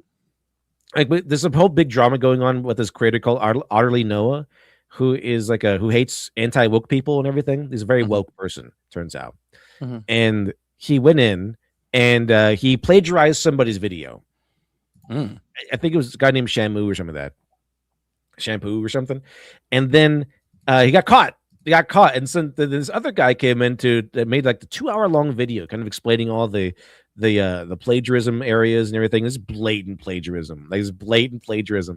And then he wanted that guy to be taken down. So he went to his artist and said, "Hey, artist, this guy is using your artwork, which is his PNG, is using his icon in your thumbnail, in his thumbnail, and that video is racist." And yeah, of course. It's not that, it's Jesus fucking Christ. I didn't think you want to be associated with a racist video, so I just So wait. So the anti-woke person is in trouble, or an anti-woke person? Anti-woke, like a woke person, like a SJW person. Woke person, okay. Yeah. So it's like, oh yeah, this guy is criticizing me over my plagiarism. That's kind of what he said apparently to himself. Okay. and then said, "Oh, I need to take this guy down." So the thumbnail of that video had his PNG and his icon, and the icon was made by an artist that he hired. So he went and said, "Hey, artist that I hired, this guy is using your artwork, which is his PNG and his thumbnail, and that video is racist." And they confronted him on they eventually got him on a talk, like a discussion. They're like, well, he said, "Well, I personally thought it was racist." So and he goes, "Okay, so that person like on their own went to go take it down?" No, I told them about the video, and then I showed them how to copyright strike the video. but I'm not responsible I for heard it. about this. Yeah, he But told I'm his not artist how to responsible do for it. fucking annoying ass bullshit. Like, Judge of God, seriously, no one wins when it comes to YouTube drama, Stu. Yeah. Let's see, but so that got taken down, and it was false. Obviously, it was false flag, and there's no reason why it should be taken down. It was transformative. It wasn't trying to sell the artwork as their own. None of that stuff. It was clearly criticizing this guy and using that PNG icon to represent him because that's how he uses it. right. And so took it down, and the guy was a small channel, so I'm pretty sure they thought that it wasn't going to get caught by anybody, but it did, Stu. It did. It got caught, and now it's being covered by EFAP twice so far, I think. Well, it looks like Ant's even like turning on him. When Ant turns on you, you fucked up. You know? Yeah, he was like Nicholas the Oreo was going in and saying, he was doing like 20 billion tweets. Like the Oreo was like, I can't do this on one video. He just keeps spamming tweets. But then he's like, oh yeah, well the plagiarism is terrible, and the anti, because it's really convenient to turn on him now. So it's like, of course. Oh, okay. So yeah, they're just doing it because when the turn came, when it became more convenient to turn on him, that's kind of what happened. Yeah, of course. Because it was blatant. They proved blatant plagiarism. They proved blatantly that it was a false flag, things like that. Because when it's from out of the horse's mouth himself, like they kept dragging out of OtterlyNoah, and he kind of eventually sort of confessed to it all. Like this, like the whole thing of like, oh yeah, I told my artist about it. I told my artist how to do the copyright strike, but I'm not responsible for it. It's like, yeah, you were. Yes, you were. What a fucking freak. Was a Yeah. far right creator or even like a right center creator, and he was caught plagiarizing. Do you think that people would... Oh yeah, Stu, I've decided that if we do reach $400 by the end of we'll say Thursday or Friday, we'll start Smiling Friends. But ooh, okay, that'll be fun. We'll start Smiling Friends.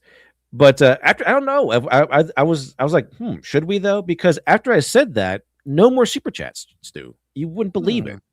I said we could start watching Smiley Friends and EFAPing that on Twitch, and boom, no more super chats. I'm not really sure. People like Smiling Friends. Is that a popular show? I don't know. What am I trying to say? It's good in the right context. If you imagine it as a Newgrounds video series that made it mainstream, it's quite an achievement. That sounds. I was on the internet during the Newgrounds era. It sounds pretty good to me. There's some pretty good stuff on Newgrounds. All right, it wasn't all just porn, So there was a lot of porn, but it wasn't just porn. It wasn't all porn. Listen, that website popularized the dress up games, and yeah, of course I know what that is. And then we eventually got My Dress Up Darling, I guess. Listen, the 6 degrees of separation from Newgrounds dress up games to Dress Up Darling, it cannot be more than 4.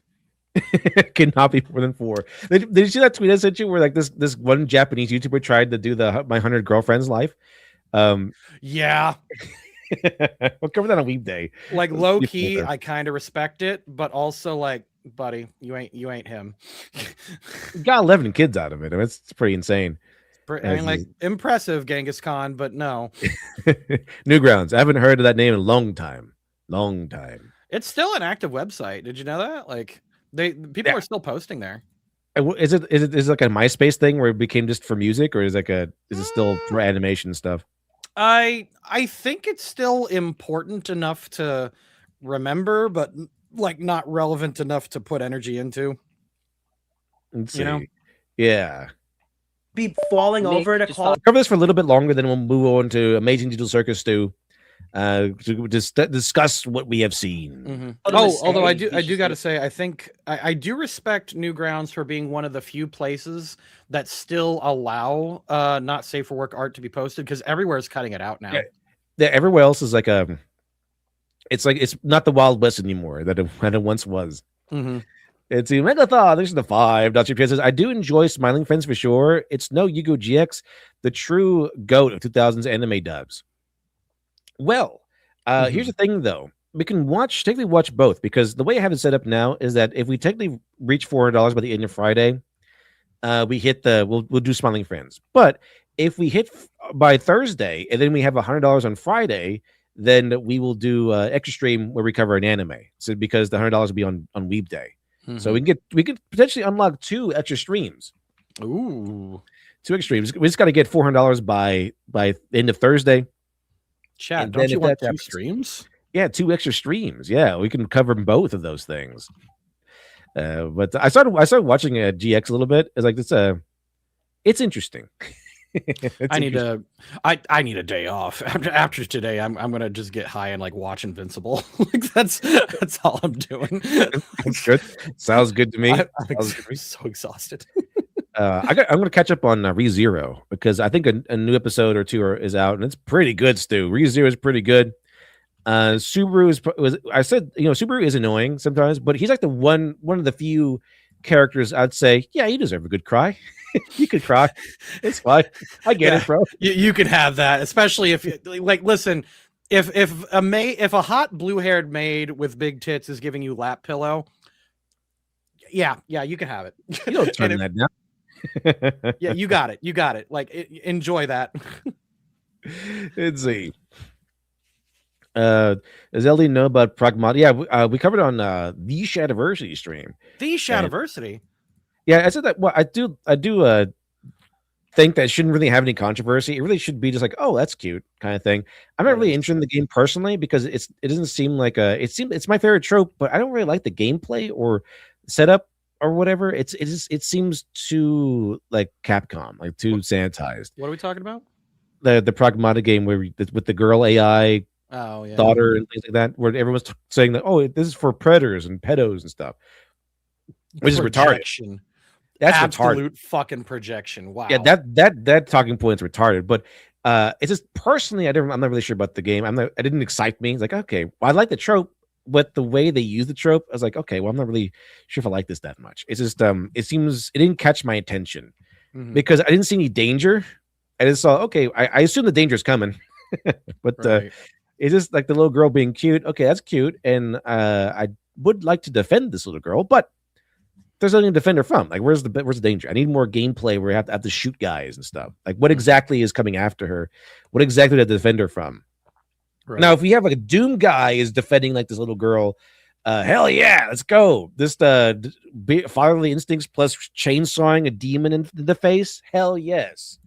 But that dynamic is also something I really liked about Hitman Absolution. Hitman Absolution was almost complete garbage, but I did like the whole setup of we got to protect this girl who's also kind of like a clone assassin. Let's see. Like I say, the 10 cheers. Sadly, my wallet is low until Thursday, so I told you you like ReZero. Next, you should watch the Isekai Quartet movie. That was actually pushed on me by Crunchyroll. Like it just popped up along with the Toriko Goku the One Piece crossover. Yeah, it's on Crunchyroll. I want to check that out too. I remember watching that. That was an interesting. It sounds like it'd be pretty cool. Let's see. It kind of gives me the vibes of like it's here in this issue, Superman races the Flash kind of thing, which I also like. Low key, that's kind of what's going on. Yeah. It's pretty cool to say. It has lore for all 4 shows in it. That's pretty interesting. But I do like ReZero a lot. Like, it's really, really good. Even Subaru, I like him a lot sometimes. It's like I don't like it when he cries, but I'm like, I can't really fault him for it. Right. I'm at an impasse. he gets a pass. When it comes to Super, I'm trying to like think of like a good way to describe like Subaru as I don't know. I'm struggling. The thing is, what's good with the show is that everyone calls him out for his shit. Like he's kind of like a incel nice guy kind of guy sometimes. Like I'm doing this because I really want you to like me, sort of thing. And he feels entitled and stuff like that sometimes. Even though he does sacrifice a lot, but they call him out like you're not really doing it for Amelia. You're doing it to be selfish. They call him out. Like, even Amelia calls him out on that. So it's not like he's just your average protagonist in an isekai where it's just he can do no wrong and is always just awesome. He kind of earns his awesomeness. Like when Rem falls in love with him, it feels earned. Like if I understand why she does. It's super funny too because in Isekai Quartet it is really funny how Subaru will talk to, oh god, what's his name? Subaru talks to the other oh god, who's the guy? Kazuma. Kazuma is such a little shit. Like, have you seen Konosuba? I saw a few episodes, but he's the guy that steals panties, right? He's the guy. So Kazuma is hilarious. He's one of my favorite characters ever, simply because of like how little shit he takes from these women.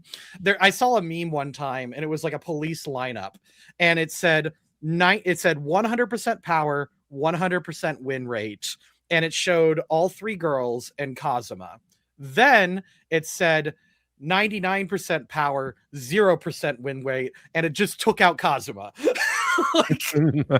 And it's like, yeah, Kazuma is the deciding factor.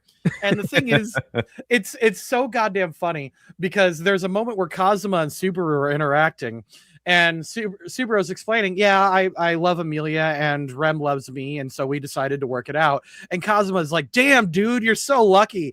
And then he like goes through like this Vietnam flashback of all the times he's died. It's so lucky. Like, I think he died a few times by Rem's hands too. Yeah, it's like, yeah, lucky. It's like he hasn't earned his fucking happy ending, man. You know what? I think of a rule. If an anime protagonist it has to experience being eaten alive by little rabbits, you can cry all you want, bro. Yeah, you got this. you shed some of those tears. It's fine. That's still like a horrific way to die. Just getting eaten alive by tiny little rabbits. Let's see. God Introduced as a Pragmata. You mean the Shinzo Abe game, Dad in Space? Yeah, I kind of want like a more like a Lone Wolf and Cub style game. I want to be able to, protect your son or daughter and then slash through a bunch of bad guys and leave a bloody trail behind you. It's like the Pragmata seems too clean, like you're fighting robots or something.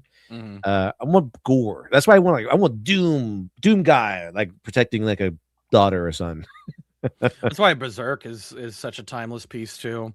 It's like it's a guy like protecting his girlfriend, like I like that. That's my favorite trope, Stu. My favorite trope. You can see this in like my first Dr. Alpha comic where it's about the kid is the grandson and the son is involved and trying to like save these. So that's my favorite trope of all time is protecting the innocent, whoever that might be. Let's see. She says that Kazuma is the goat. This is Subaru. Life is shit. Then you die again and again and again and again and again. It's a pretty cool twist in there. Like you get to meet the Witch of Envy, and it's like, wait a minute, is this like a misplaced misplaced Amelia? Because they look exactly the same, right? And her name's Echidna, right? No, the Echidna is the Witch of Greed. So I don't really know the actual name. I think they do give us the actual name of the Witch of Envy, but it's not Amelia, but she could just change her name. It's not that big of a deal, right? It's like the Elden Ring thing. Like, oh yeah, it's Morgoth. It's like these different names, different names. By the way, Stu, did you see that video I sent you about that guy saying, I finally beat Millennia? I missed that one. No, what happened? Oh. Or we could play it right now, even.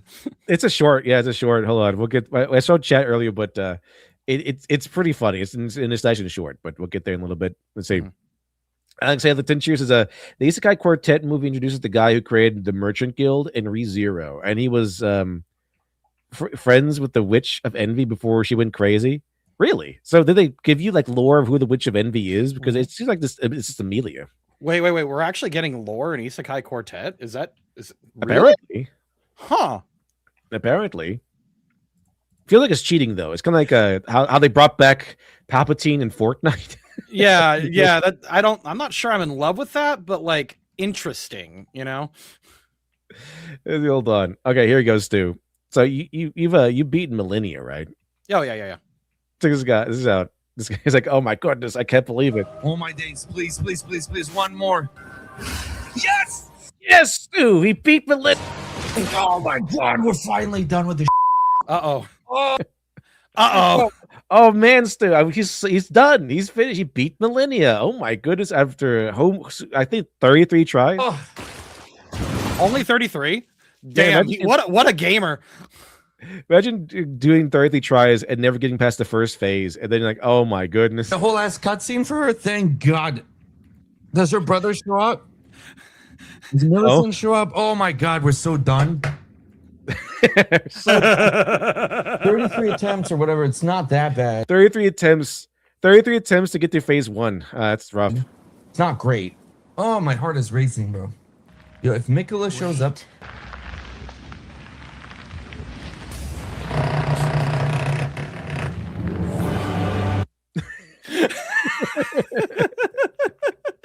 That is the face of a man who's like hoping against hope that it's what he thinks is happening is not about to happen. Like I'm going to get this cool cutscene reward.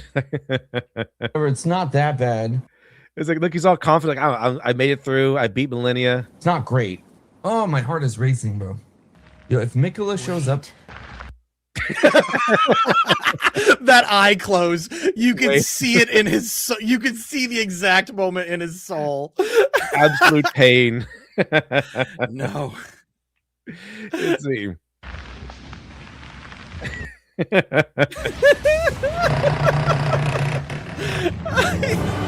The chat's letting him know that now the real fight begins, because this is the part where it's like it's tough. It could be like that flower. Do not get inside that flower. What do you mean? What the hell is this?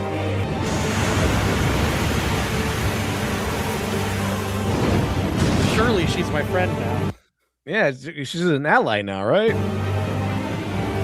You will witness true horror. This is one of my favorite characters.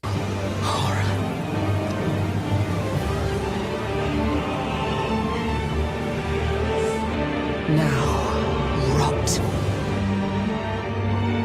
Why? Why? He was having such a good day. Yeah, I beat Millennia. Look at why. What do you mean? What is this? Oh, for a bad build. Oh no! One-shotted. Oh, you could hear the kill sound. Is my brother one-shotted instantly. My brother, I'm so sorry. As I was saying before, like this bad build from Millennia too. What is kind of you need? He's look at that. He's huge. He's like he has all this armor and shit on. Oh, it's not. Oh, it's not. Okay, so Millennia can actually be tanked pretty easily. In terms of like, what am I trying to say? You can just tank and spank her. It's not recommended, but you can do it. It's not recommended. It's been a little tough, but every single time I've beaten Millennia several times, and every single time it went down to me just going in there naked. Because I just use stamina. You know a lot of stamina with Millennia Stu. She's a lady who requires a lot of stamina. Yeah. To put down. For sure. And they call it like two says his face reminds me of the dog closing its eyes. It's like no. No. Let's see. Dr. E. Ryan the Fourth, thanks for the 15 shekels. Good morning, LD and Best Chat. It's my country's Independence Day. Oh, nice. Who's some grilled Christians? I mean chicken. Mm-hmm. Is that a joke on like Takashi's thing? Takashi's challenge where he has grilled Mormons? What's up with some grilled Mormons? Let's see. Alex Ray the 10 Cheers is also Isekai Quartet movie shows what happened to one of the players in Overlord. And he was summoned there 400 years before, and he died. And he was buried in that world, but they only show that in the credits. Well, that sucks. Let's see. But you know what's kind of creepy about the ReZero? Speaking of this, the quartet is that he has to go through the. Did you see the part with the witch challenges? With the witch challenge, where he has to go through like this temple or whatever, and he's allowed to take the challenge from the witch. There's three trials, and he goes to the second. The first one is encounter your past, which is interesting. It kind of goes. He kind of gets he gets right with his parents and everything. His dad's like his dad is definitely different than what I thought it was going to be. His dad's like this super like hyper Chad jacked man. It's crazy. But this is Subaru. Subaru's dad. Yeah, Subaru's dad. He went to Subaru went into the trials of the witch, and the first trial is encountering your past, and that's kind of what happened. You get to meet like Subaru's parents and stuff. It's pretty good. It's a pretty good scene. And then the second trial is confront the impossible, behold an unthinkable present. And this is when it gets weird, because then you're like, whoa, holy crap. Because what happens is we get to see every moment where he died, but it's the people after he died. So it's like Amita getting angry that Subaru committed suicide this one time because he killed himself because Rem was dead. So he can go back in time. And he's like, holy crap, wait a minute. Are these universes still going on after I die? And that's the big question. We don't know. Is that what's going on? Because we get to go and see every single, like a lot of the times that he died, and see the aftermath. So there's like the one. Remember that one time he jumps off the cliff onto a spike and dies, and that we get to see the aftermath of that too, where it's like it's I think it's Rem or Ram talking about how he was useless and why did he even do that. So it's like, oh, are those universes do they keep going afterwards? But like I don't think so. Because it's an unthinkable present, so it was kind of hinting that it's just like an illusion of what might have happened. Then Amelia goes through it, and then it's like a fake present. It's her idealized present, like if her parents never died and everything. So it's like, okay, it's probably an illusion then. But that'd be really freaky. That'd be crazy to find out that all of this was actually still going on. Like every single time Subaru died, the universe is still kind of chugging along. A little bit, but it does make sense. Like, and that's also very Japanese. Like, yeah, it keeps on going without you. Let's see. Dr. Urania the Fourth, this is the 15 shekel, says, no, it's a play on the rumors that we cannibalize Christians or something. Rumors. I think it's gonna be both in this case, because they're I just reminds me of Takeshi's challenge, where he has a sign that says grilled Mormons for some reason. Anyway.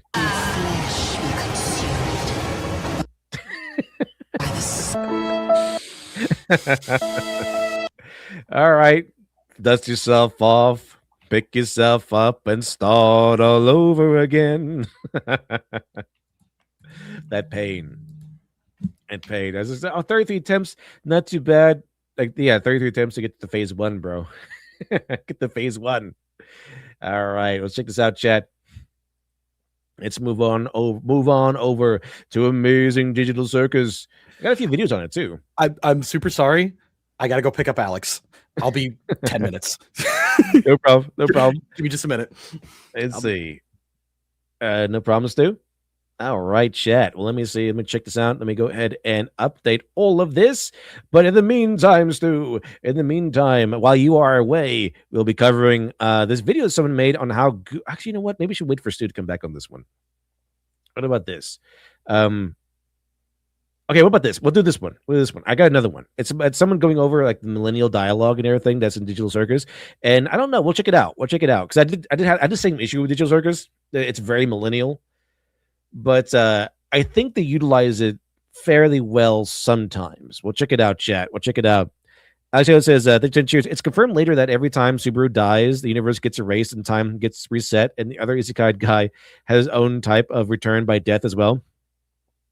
So that is confirmed. It was left in question after the second witch trial that he encountered. Like, oh, those things just continue? That's crazy. That is crazy. But then again, it does say that if that was true, right? If that was true, if every single universe kept going after he died, then every single life counts. This dying is not really as useless as as without consequences he once thought. And then he kind of came from that with new knowledge of like, I can't my only value to my friends has to be more than me dying over and over again. I have to be able to provide value beyond my death. And that's good for him and it's good for everyone around him.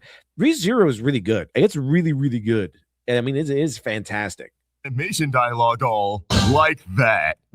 It's kind of cringe. This is a conversation that I've been seeing all over, that site. And while I do think it's pretty interesting as people have provided some valuable insight, like all animation discourse, the takes that have gotten the most traction have me staring deadpan at my screen as I think, You're stupid! so instead of wasting my time giving Big Musk what he wants by arguing on the Bird app, I'm gonna hop on my virtual soapbox and share my 2 cents on this topic, while also debunking the pretty loud and wrong take I've seen that more or less amounts to the same old cartoons are for babies and animation fans are man-children agenda. Which is only a little true and doesn't apply to me.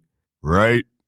Right, guys? So what does this take even mean? Well, while the tweet that got this ball rolling is probably one of those instances where someone's throwaway tweet gains traction thanks to the For You feed, so it becomes way deeper than intended, I do think he deliberately specified dialogue instead of just writing or voice acting because he's talking about both. The replies and quotes definitely seem to agree. And the quotations around indie animation are definitely because, surprise, surprise, he's talking about the popular shows that have the most attention. The things that immediately jump to the front of the search results when you look into the scene. This is actually an aspect of indie animation I've seen more people talk about over the last month or so. Yeah, these shows look great, but do they have the chops to match that quality? I think the general... And so far, I think at least Amazing Digital Circus kind of does. It seems, I don't know, we couldn't wait to see if it sticks a landing, but so far it seems to be doing a pretty good job in terms of personality, connections, and mystery. So far.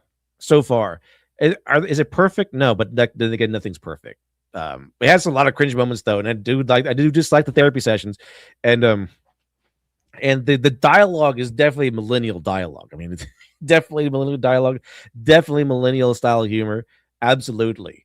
And it was annoying. It was annoying until like I saw all 8 episodes. And like, are they trying to do something a little bit different here? Are they actually playing it off well? We'll see. Alex Got the 10 Cheers is also the only other timelines are the what if stories where most of them Subaru becomes the villain. Really? That's pretty like plausible because I think at some points he does like just kind of almost want to give up or trying to change things, becoming a little more entitled and everything. So that does make sense. By the way, chat, and I'm up to 228 out of 400. I think some pretty interesting progress. Although we haven't really made that much progress, turns out. I just look at the time. Let's get the time. But I would have thought that drama would have inspired some conversation. But we're off to Amazing Digital Circus. Maybe this time it will. Grievance is that both the writing and voice acting in these projects can feel a little unnatural, try hard, and amateurish. Kind of, yeah. That definitely seems to be the case. Sometimes it just feels like I've seen this joke before 400 times. In every show out there now. Which makes sense given it's indie. But I do want to dig into this a little deeper because I do think criticism is necessary for the indie scene if we want these projects to be the best that they can possibly be. So let's start with the writing. The best way to put it, people think it can be a little, here we go. Little on the nose and paint by numbers. Hasbro to tell Hello Boss. I watched the first season. It was very it kind of needed an editor. Like I need someone to go over there and say, hey, we need how about we do some good stories? The best one they kind of had was with Stolos and his daughter, and that was pretty good overall, I guess, in terms of, relatively to the other episodes. In general, it could have used some work still, even then. You can probably figure out the gist of what a character is going to say before they say it, based off their archetype and other media you've seen before. There's definitely also the habit of dialogue opting for a lot of ironic humor. Stuff like... Yeah, I mean... It's fine every once in a while, but like the ironic, that's like the millennial, like name brand is ironic humor, like naming tropes. Having the characters inside the show naming tropes, having the character like say something that's so unfunny it's funny, it's stuff like that. Although this is Smiling Friends, I don't know. It's not always bad. It's just kind of like it's funny every once in a while, but if you just kind of heap it on by the ton, it just gets so grating. That just happened. Did Did I hear that right? Or the Well, that just that's like the most millennial thing ever. Well, that just happened. Exactly. When your whole cast is the same, you're not writing characters. Yeah, you kind of need to relegate that style of thing to one character. Otherwise, it's just you just have every character's the same. Essentially, every character's the same.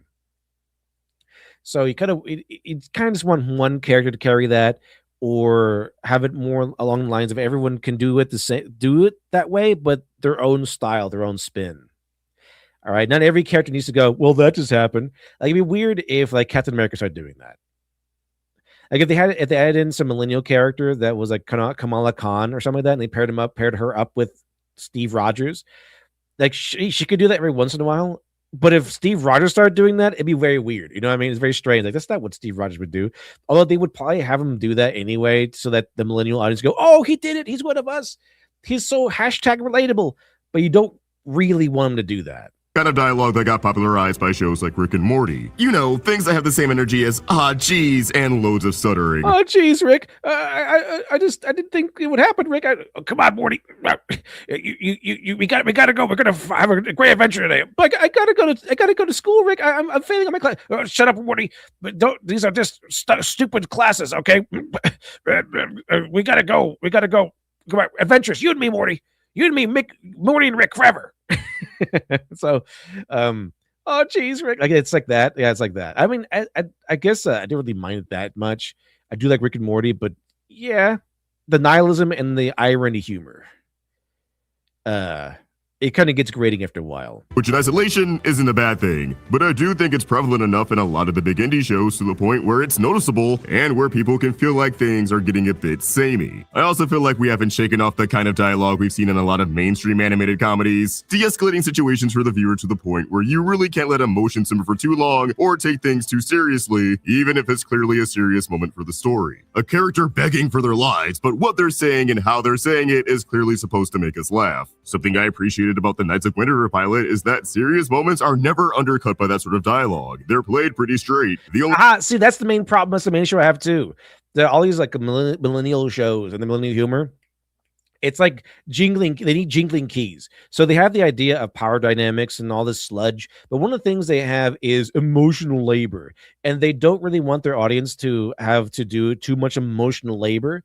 So if there's a dramatic moment or an overly serious moment, they can never allow you to take it too seriously. That's kind of the worst aspects of the worst of millennial humor. It's like, I can't allow you to take this too seriously because sincerity is scary. And two, I don't really want you to do too much emotional labor. So here's a little joke in the middle of all this to like, oh, it's still funny. It's still cool. Don't go away. Don't cry, sort of thing. It's kind of like the same thing when they wanted to make like a joke when Roach died, you know, with the Witcher's horse. They wanted to have like a little joke or in there or something. Like, instead of like, to undercut the sadness of the scene. Like, no. What you want to do is you want to let the serious play out. You want to let the audience feel the seriousness. And if it's a sad scene, you want to let the audience feel the sadness. I mean, a lot of episodes from other, better shows will let you have like get a sad scene and then cut off. Which to be fair is exactly what Amazing Digital Circus did in its 8th episode. We had this big twist and this like holy crap moment, and they didn't have to undercut it with humor. And they cut off. That's it. That was the end of the episode. Pretty good stuff. Layers of sarcasm are just a means of protecting your ego. Yeah. The exception might be Gwen screaming when they're in the lower labs, but even that worked because there's actually a purpose to that scream. She was detecting Sir Arthur, and it's as unsettling as it is funny. But to give an example of what people are talking about, you have moments where the snark here we go, Steven Universe. Strap in. The character has to apologize, but does so reluctantly, forcing it out with, I'm sorry for hurting your feelings or whatever. I guess I shouldn't have done that. And then whoever they're apologizing to blushes and is all apology accepted. Oh my goodness, that is how it goes every time. Even in Amazing Digital Circus, yeah, that is how it goes. It's like, I'm sorry, all is forgiven. It isn't really there's never a moment of like, we really have to work on this. It was really a big betrayal. Like Pomni abandons Ragatha, right, in like the first episode or so, and just apologizes, and it's all cool. They kind of hint that Ragatha kept a grudge against Pomni in the second episode, but it was never really mentioned again. And to the point where we see Ragatha one more, often enough that she's like, "Oh, I hope Pomni does not get credited by Jax." Like she just doesn't really have that grudge anymore. So yeah, this is usually how the conversations go. It's like, "I'm sorry, it's okay." And then another comic relief goes, "Whoa, did Mackie just say sorry?" And then the story. Oh, he just apologize. It is how it goes. It's the 3-point structure. It's like, "I'm sorry, it's okay." Whoa, did you actually just apologize? Shut up. Everyone gets flustered and goes, I didn't. Why don't you get those dirty ears checked? Ever heard of a Q-tip? It's nothing Perfect. You haven't heard before. Perfect. Even if the story and characters themselves are unique. And yes, the amazing digital circus is full of this, but I still love it.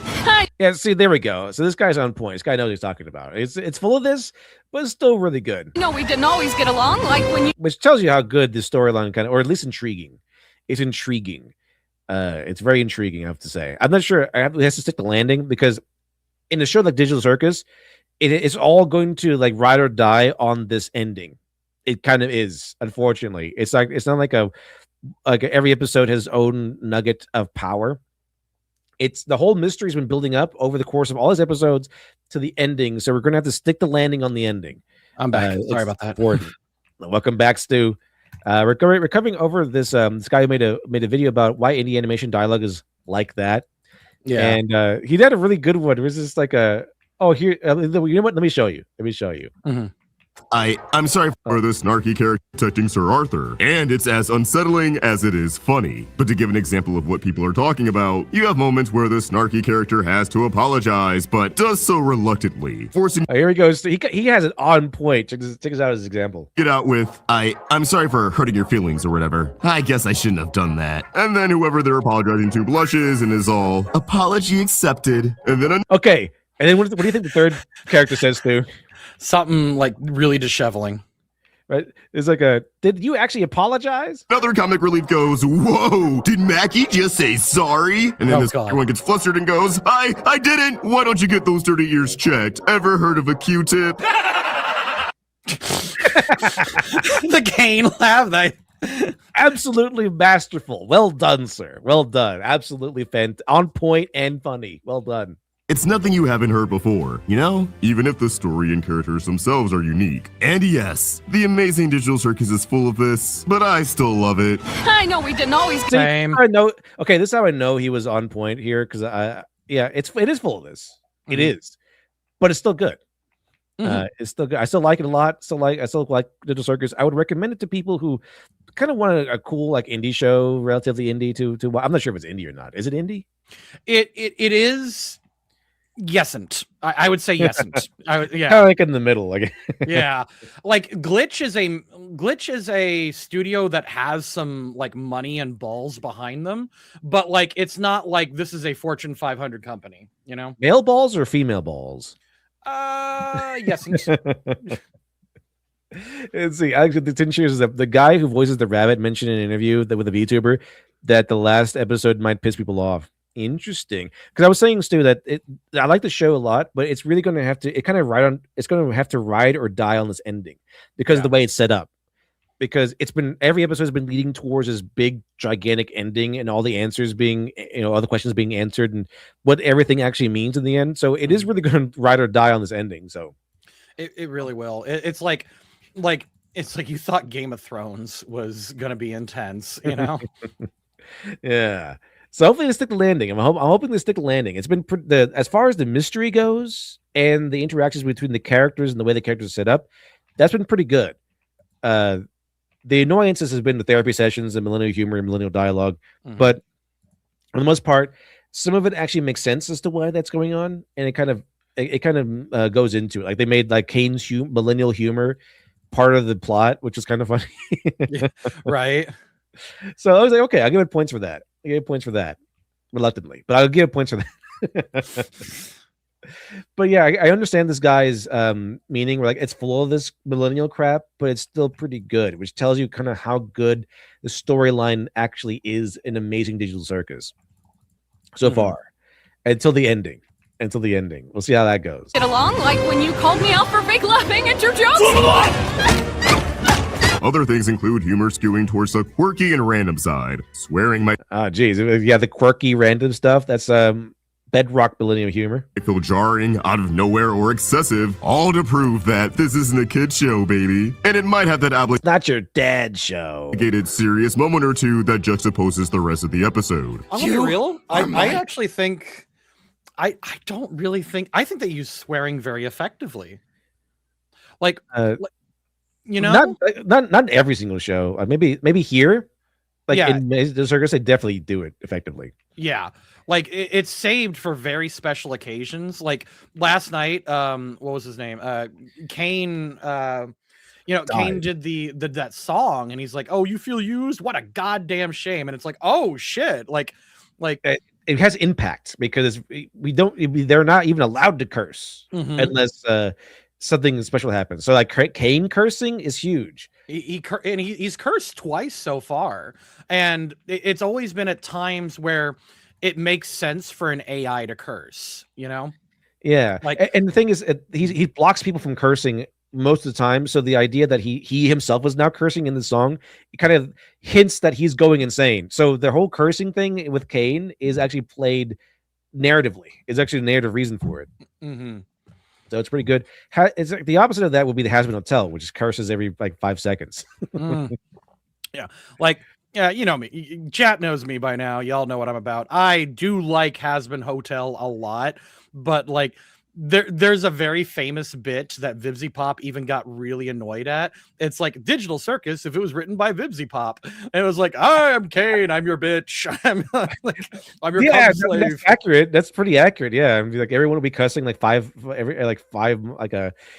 5 seconds. Like that's kind of how it would go. Mm-hmm. Like if you get annoyed about that, stop writing everyone cursing all the time. You can like one person cursing all the time would make sense.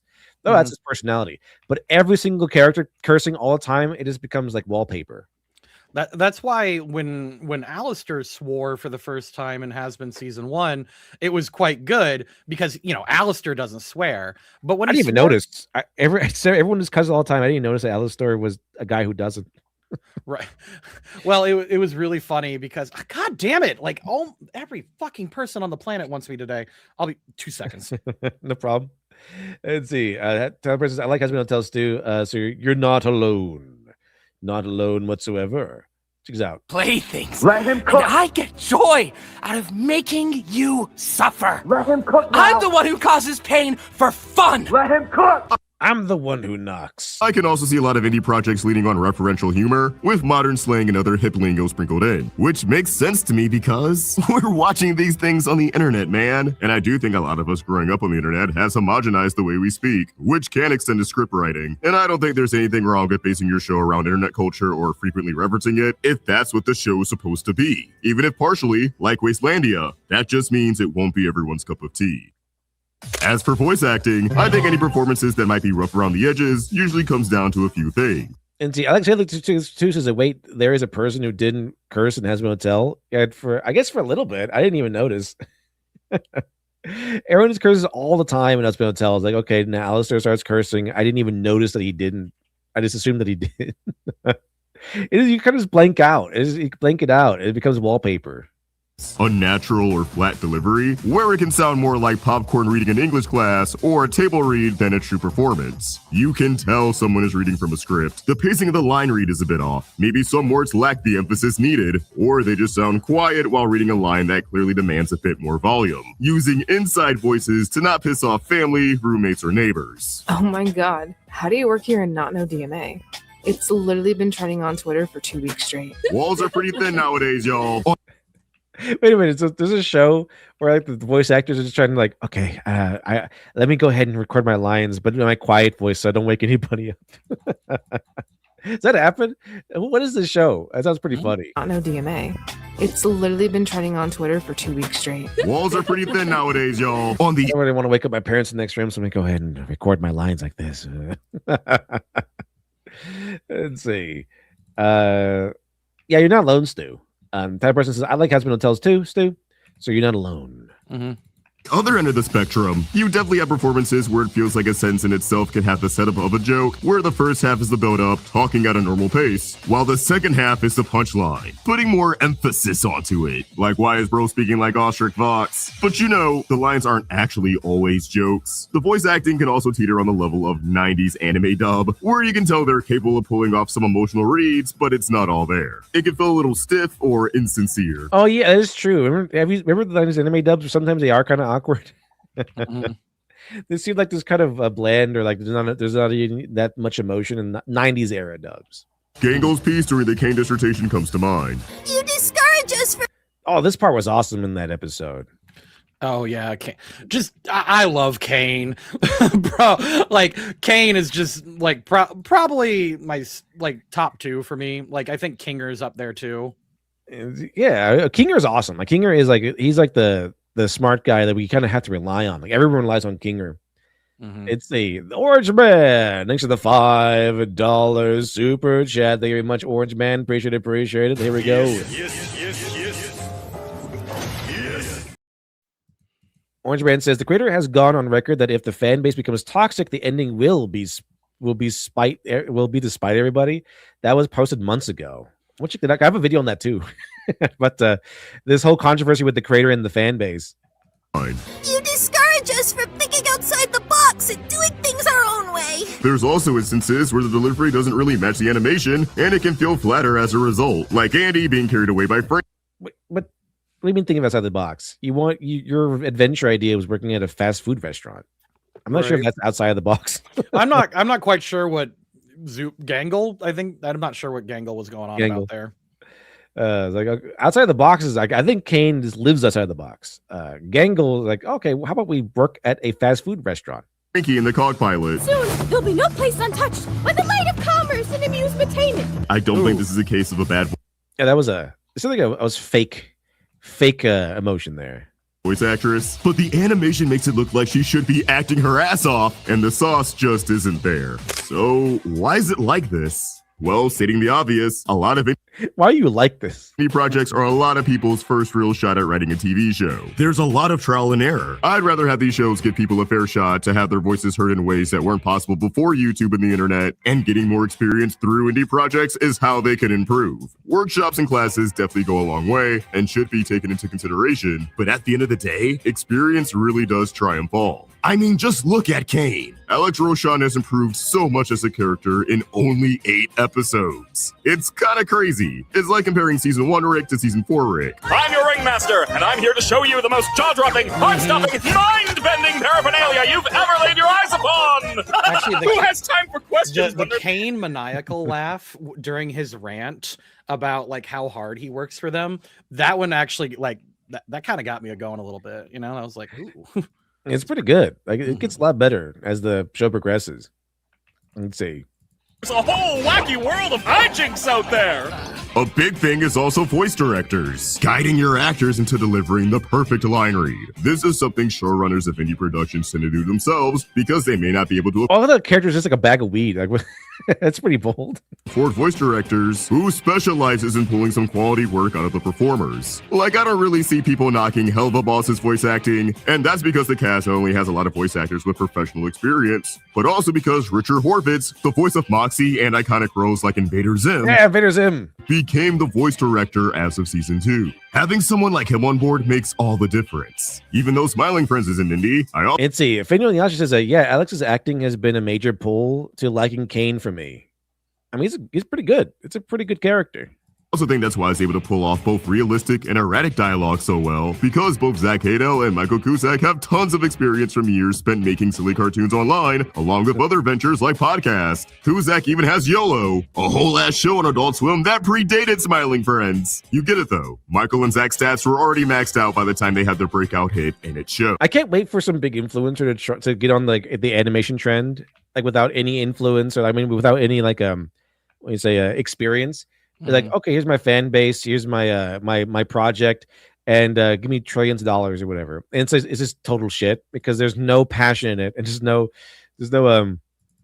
past experience of any kind. Like like no, so a lot of these guys have like experience on Newgrounds or whatever, but I think that's what Smiling Friends was, right? I think they did that. Like what's it called? Flash Kits, the Flash Kits guys. They made animations for years until before they made Space King. Mm-hmm. And Space King is pretty awesome.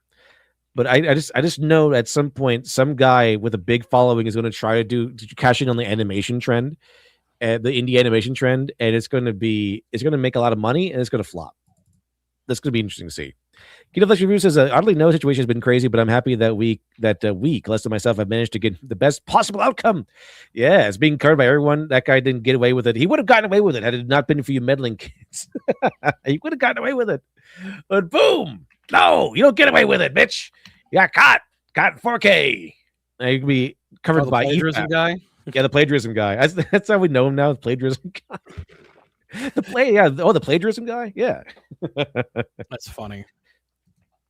Meat Canyon, and who's the other guy? The avocado one. Avocado. Let's see. Animation. Is it the same guy? No. Yeah, it's called Avocado Animations. He does the Minecraft Villagers Night and a bunch of other stuff that I like. Like Avocado Animations did the whole thing about Scooby-Doo being like an eldritch deity and kind of he keeps resetting the universe. Mm-hmm. But the one of the big ones I like from him is Villagers Night, which is pretty awesome, pretty cool. I think you should watch that one, Stu. I don't know if you're sure if you've seen that one or not. I have not. I think you might like it. It's pretty cool, pretty gruesome too. Even outside the lens of any animation, improving from experience and making a ton of stuff is just how these things work. I've recently got into Nirvana the band The Show, thanks to Nintendo pushing the movie. I was like the band The Show. Oh, okay.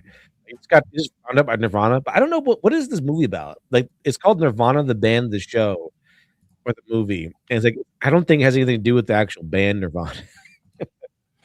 I don't even know. This is a pretty bold thing to do. Like everyone knows about Nirvana. And onto our squad, and I was surprised to discover that Matt Johnson got his start with the series all the way back in 2008 as a web show. No wonder that movie floored me. He's been cooking with these characters and sense of humor since the Obama administration. Obama. I also think some creatives who have entered the indie space but have tons of experience in animation may be adjusting from working on certain types of shows for too long. Pretty Please, I Don't Want to Be a Magical Girl definitely felt like it didn't know if it was a kids, teen, or adult show in the pilot, and I think that's a millennial thing. Kids shows made for adults. That's because Kiana Mai has been working on Big City Greens for like 7 years, if not longer. But by the second episode, which is unfortunately something amazing Digital Circus has too, it really kind of trend blends the lines between this is a kid's show or it's an adult show. It kind of does have that whole thing that it feels like a kid's show made for adults, and that's why it gets a toxic fan base that the creator is angry at. That's how you get that toxic fan base. Let's see. Where is it? You can see her break free from the habits of working on a kid's comedy and form a show that's more in line with her vision. But why is it not like this? This brings me to the headache-inducing takes I've been seeing all over online that just kill me a little bit on the inside. The idea that indie cartoon creators only watch animation. They don't watch things for adults. It just blows my mind because when you look at the big indie shows, you can clearly see other inspirations from non-animated media along with their own real-life experiences. It is a very well-known fact that digital... Hey, look, it's Pommy's boyfriend. Circus is based off... who she guzzled a lot of things from. That going by that baseball episode. She guzzled them down pretty good. Have No Mouth and Must Scream, and fans of Gooseworks have been able to identify that the show has a lot of John Carpenter influences. Catching Up pulls from Mark's experiences in school. Elva Boss, Black Hazman Hotel, clearly has some Broadway influences, and Vivzy Papa's even stated. No way. You don't say. You're joshing me. That a lot of influences come from live action. It's true some animation fans only consume animation. It's only influenced by I Have No Mouth and Ice Cream. Pretty good stuff.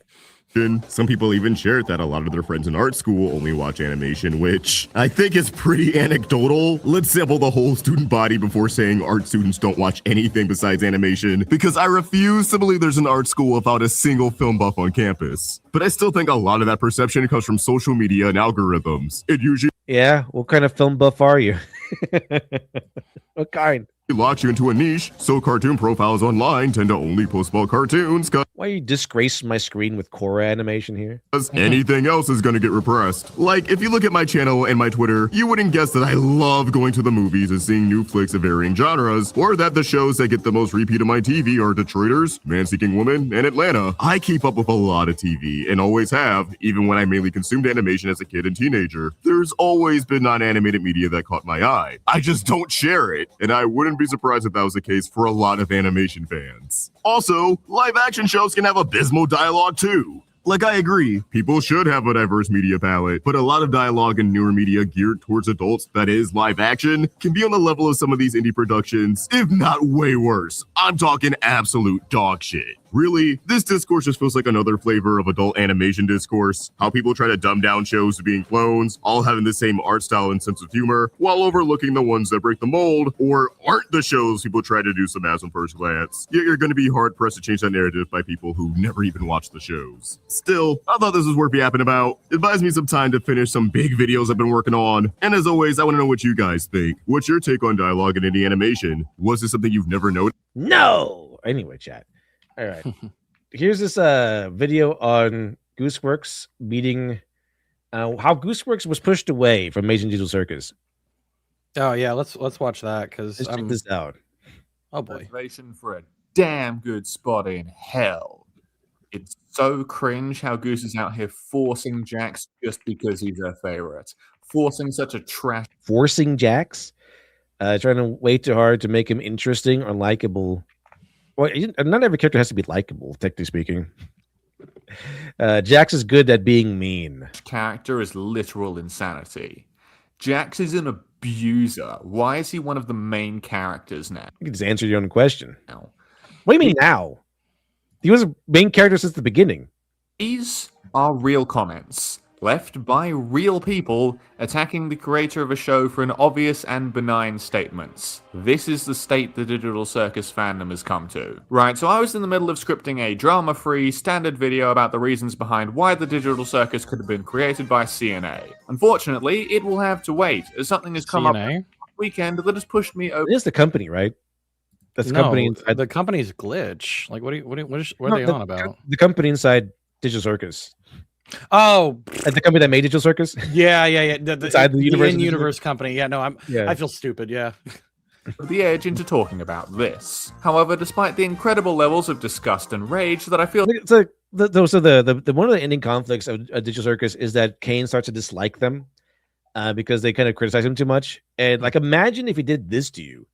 Like, imagine if he just stuck you in the dark room with nothing forever.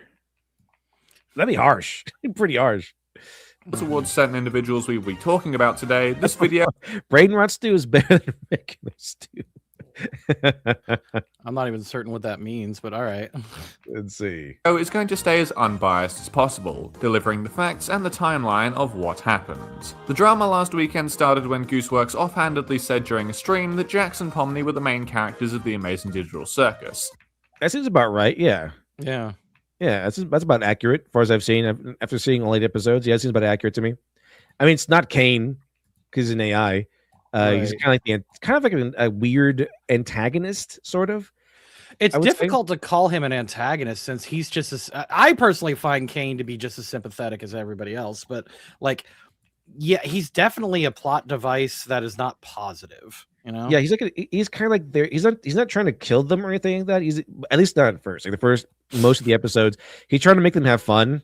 So it's kind of weird to call him an antagonist, but yeah, he's kind of doing things that are opposite of what they want, and he's making them do what he wants them to do, and they don't want. And that's actually the core of the frustration that he has towards the end. With the deliberate exclusion. But I mean, Ragatha's not the main character. And Zubul and Gangle definitely aren't, because I would have turned off the show. So Pomni and Jax definitely are the main character. Pomni is definitely the main character, but Jax probably takes up a big portion of that too. Kinger is really important, but he's not the main character. He's kind of a guy that just pops in every once in a while. We need some drama or some information or some interesting intrigue or whatever. But it's Pomni and Jax that are kind of exploring this whole thing. Kinger is the wizard. Yeah, he definitely is. Definitely is. Because he's seems to be the oldest character, and not only that, he knows more than anybody else about what's happening. Yeah, it seemed like he was there from the beginning, I would say. Mm-hmm. As far as we saw, because we saw the little backstory of Kinger where he lost everybody, including his black queen, and, and he's just by himself for a while. That's what Bomb says. The tragedy of Kane is that he doesn't understand humans, and he doesn't try to. Yeah, he doesn't. He doesn't try to understand. He's like, he's just like, why don't you like my adventures? They're awesome. I do so much for you, and you don't appreciate it. Of Ragatha Like, from yeah, that he list. doesn't. How I was like, the big question is, how do you expect him to understand humans? He literally can't. It's impossible. Like it's just not going to ever happen, huh? He tries to understand them, but he just can't. I'm not sure. He tries to talk to them and stuff like that. He's like, he brings Zubul into like a therapy session, like a literal therapy session, and he has a suggestion box. He just presents it. It's weird because like it's like a fault in his programming or something. It's super interesting, super cool. Yeah. And say Digital Parker says, according to the shippers and fanfics, Jax and Pomni are definitely the main characters. Wink, wink. Pomni's from a show. Group of mainly Ragatha fans, including shippers, because of course they were, got rather angry at this information and began harassing Goose both publicly and likely via DM as well. Goose chose to respond to some of this hate for the original announcements by posting this on a Reddit thread, which is now... People really think Ragatha is not going to get any development in the final 2 episodes? She's gotten some development over the course of the entire series. Now been deleted along with the Reddit accounts. Seeing that, Vivian Medrano, creator of the Hell of a Boss and Has Been Hotel series, jumped into Goose's defense, calling out the people attacking the original comment and then moving to a general defense of female creators. Finally, on Monday, Goose released... Oh, jeez. God damn. Oh, man. Yeah, defensive creator. Fuck off. It was the first part of that seemed based, all right, just defend the creator from these toxic weirdos. And it's like, oh, gotta defend female creators. Oh man, then you had to ruin it. Another statement apologizing for previous actions, with clarification that it was in reference to the Reddit thread comments rather than the original post. Glitch Productions then unofficially ended the scuffle by releasing their own statements, calling for the celebration of the good parts of the fandom rather than focusing on the bad parts of the fandom.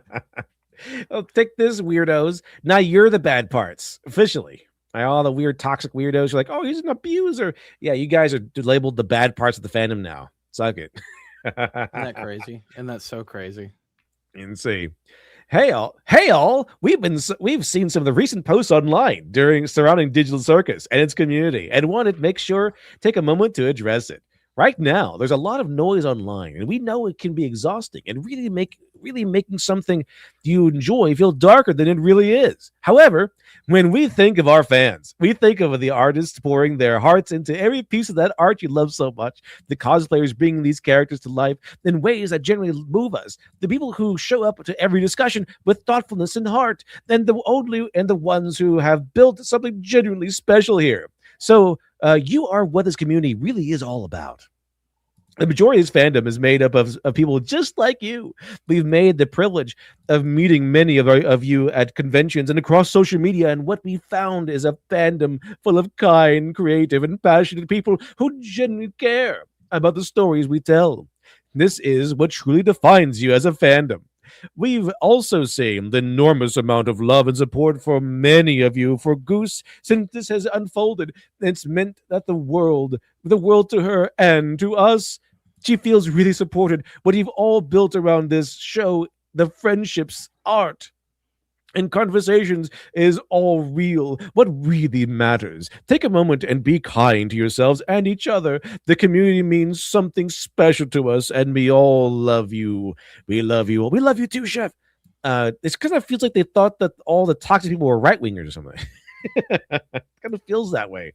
They didn't know what kind of people they were talking about. They thought it was. Remember, right-wingers are not allowed to like the show. Yeah, right-wingers aren't allowed to like any show because they're the evil people. So clearly, the only people who are causing problems are not right-wingers. Yeah, the people who are to the left of the right wing. Some might call them the left. Let's see. Alex at the 10 cheers. Wait, Fate series isn't just a hentai VN anymore? What do you mean it's a show? What the hell? It's Palestiana. Thanks for the $10 super chat. Very much appreciated. Very generous indeed. And see, people accused Newsworks of rewriting Jax when episode 2 came out. Really? He kind of seems kind of consistent. He was consistent. He was way more aggressive in episode 2, so that's why they feel like he was rewritten. Because in episode 1, he was just a quirky, funny jokester, and then in episode 2, he's like threatening to like shoot people with shotguns and stuff. I know, it was awesome. If he was rewritten, he made it better. Yeah. I just think his character was just more clear in episode 2, but I saw that and I was like, wow, okay. What happens is, you watch episode 1, it takes like 18 years for episode 2 to come out. And within that time, there's been 1,000 fan fictions. They're like, you're not doing it right. No, I'm not doing it according to your fan fiction, Yeah. And plus episode 1 was supposed to be about Pomni. That's kind of what it's supposed to like. Pomni is our entry character, and we're kind of learning about the world through Pomni's perspective. And so, yeah, we're not going to get a big, dossier on every character in there. We're kind of learning things through Pomni, and we're most of our allotted points for the episode, attention points for the episode, is going to be on Pomni and what she's doing. Mm-hmm. So, yeah, we're not going to get like a full in-depth view of Jax just yet. It's kind of like an intro to Jax. So the second is makes sense. So the second one, we get more of him. I started the show because of that and thought that controversy was very stupid. People seem to always be weird about Jax. Yeah, because he's mean. And they can't really handle mean people. Is that what makes the show great? Usually if someone entered like a DM room or like a Discord server and acted like Jax, they would just ban him and kick him out or block him on Twitter. But they can't because he's part of the show. So they're just raging about it. With added context, the show even comments on that. It's like, listen, you're part of this too. We're not they're not giving up on him, and yeah, I really liked that. I really fucking liked that, man. Even after everything towards the end of the show, currently, Pomni goes, "Hey, you be here later." Like even after all the things that Jax has done, she still cares about him. Mm-hmm. And Pomni leads the way on let's appreciate what we have. That message. That's just. Maybe we can forget about escaping and just appreciate what we have because that is a big thing. Mm-hmm. Because a lot of people abstract because they kind of fall into despair that they'll never get out of here, that they'll never, achieve something more. And Pomni's like, you know what? How about we appreciate what we have, and then we can build on that essentially. Mm-hmm. And so that way you won't lose hope. You won't because it's the only like you lose hope when you like. I'm not going to get out of here. There's nothing better. I'm just going to just move on and die. And Pomni kind of fights against that by saying, let's appreciate what we have right here, right now. Yeah. I got into a fight with my disciple last night because she was going on about and I'm like, dude, your life is pretty fucking awesome. Like, I know so many people that would be so envious of your life. Like, her boyfriend's a cool dude. He's really tall, really skinny, quite handsome, handsome to that generation. You know what I mean? Yeah. And he's like, I would call him that too. He actually is. It's just that the fact that you have that in your you have such a loyal good set of people around you, yet you still find it within you to cry to somebody to fix your life, and it's like, dude. Come on, what more could you ask for? Yeah. So that's nice. Look at your life. You live in America. You can have fully prepared food delivered right to your door. This is kingly shit. Imagine going to Africa and this guy's just starving on the ground and complaining about your life and I have to wait 10 minutes for Grubhub to deliver my food. I know, I get you, bro. It's like, okay. Shut up. My dad is so dumb, and it's like, my dad died, in a gang war or something. That. Yeah. That would be the answer. I never knew my dad. I was recruited to be a child soldier. Yeah. I do appreciate think, yeah. Like I appreciate everything. You know, sometimes it's weird that this is a guy I can come on here and talk to people and everything. It's very interesting and weird, but I do appreciate all of it. I really do. Mm-hmm. Yeah, Let's no, see. it's incredible. It's like what an incredible time to live. Like unironically, where like two jackasses can come on and consistently get 100 people to hang out with them and yap and like talk about like just bullshit. Just Pretty much, yeah. And like what's great is that I feel like I make a pretty good living doing this. I mean, clearly you're still at it, so like I think like the fact that you're making a living out of that, like that's crazy. That's so yeah. It is pretty insane. It's pretty insane. Like so yeah, I'm not complaining. I'm not complaining about it at all. Yeah, sometimes like, oh, I wish my video got a little bit better, but it's like this whole thing is pretty crazy. And it's awesome. It's amazing. Let's see, amazing digital circus. The person says, that's what exactly happened to the Helliverse. People started to write their own shows in their heads, especially with Helliva. They accused Vivzy of sexism. I remember that part. They accused her of sexism because of Stella. Mm-hmm. Her character is that she is a bitch. That's the role she plays. We don't need. Not everyone needs to be 3-dimensional. Here's a soft, sad backstory. Mm-hmm. Her role in the story is to make what's the name? Owlman more sympathetic. Yeah. You coming up with Astolfo? That's not his name. Stolas. Here's the thing. I hate Stella too, but not because I think she's like a representation of sexism or some retarded bullshit. I think she's just a wasted opportunity to like question Stolas's motivations, because I think it would have been more interesting if Stolas had maybe not a good marriage, but a stable but loveless marriage. And the fact that he threw it all away for a guy, like that's an interesting story, a walking red flag. Like, yeah. And and the thing is too, it's not even like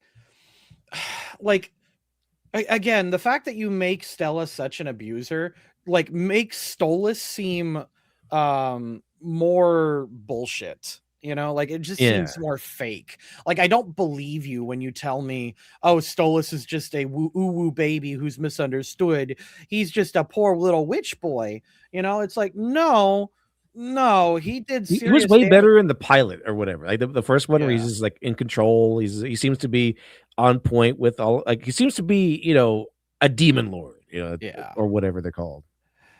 And the thing is too, I would actually love the gay relationship more between Stolas and Blitz if Stolas had some balls.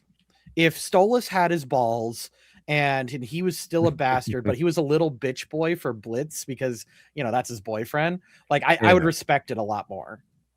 But he's just like that all the time. Yeah, he's really annoying. There's no strong part of his character really. Physically strong or like the aggressive part. I think there's one part where he beats up like that other guy, but it was kind of like an oddity in his persona and in his personality. Yeah, and he was just given that victory. I mean, come on, he really was. Bro, when they just get handed shit, it's really annoying. It really is. You're not supposed to hand your main characters things. You're supposed to take things away and have them earn them back. Anyway. Since the initial outburst, Goose has received lots of supportive comments as well. In and about this, we have a collection of posts from Goose with some creative insults for her haters, and this reply from Matt Brady, creator of the popular Disney cartoon Amphibia, stating that a comment he made regarding his— Is that another lesbian one? That's another lesbian one. Amphibia? I've been told it was good, like even by the non-wokes, so I'm inclined to believe it is. No, it was made by Alex Hirsch's wife. Okay. So the guy who made Gravity Falls, his wife made Amphibia. Well, I do like Gravity Falls quite a bit. Gravity Falls is awesome. Mm-hmm.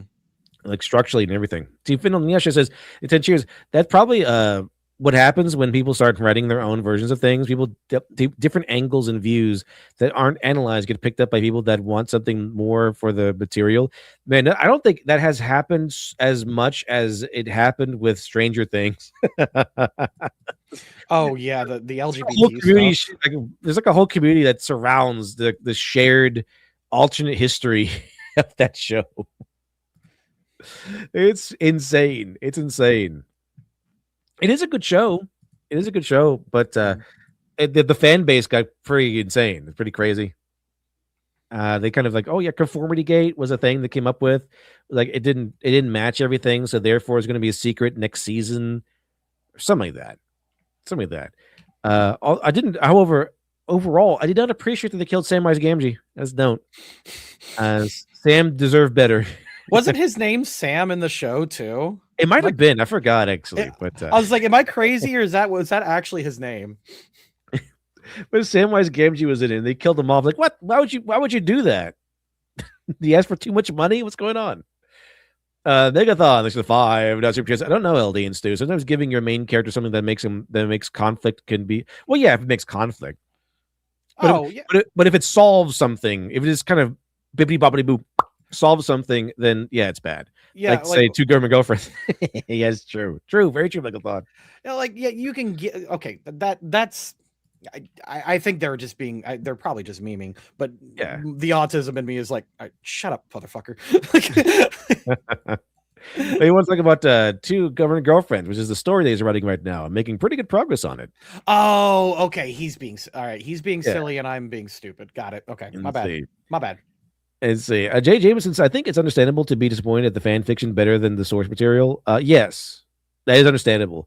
But it's kind of like the whole thing. The whole view I have of shipping. Like, fine, you can do it whatever ship you want, but stop. But that tolerance ends when you're trying to enforce it onto the main canon through complaining and trying to basically bullying. If you end up trying to bully the creators into enforcing your canon, you're probably the bad guy. Yeah, it's like give up right now. Just have fun with your fan fiction. All right. I have one of my fan fiction where I'm talking about what must have happened in the Fire Nation courts.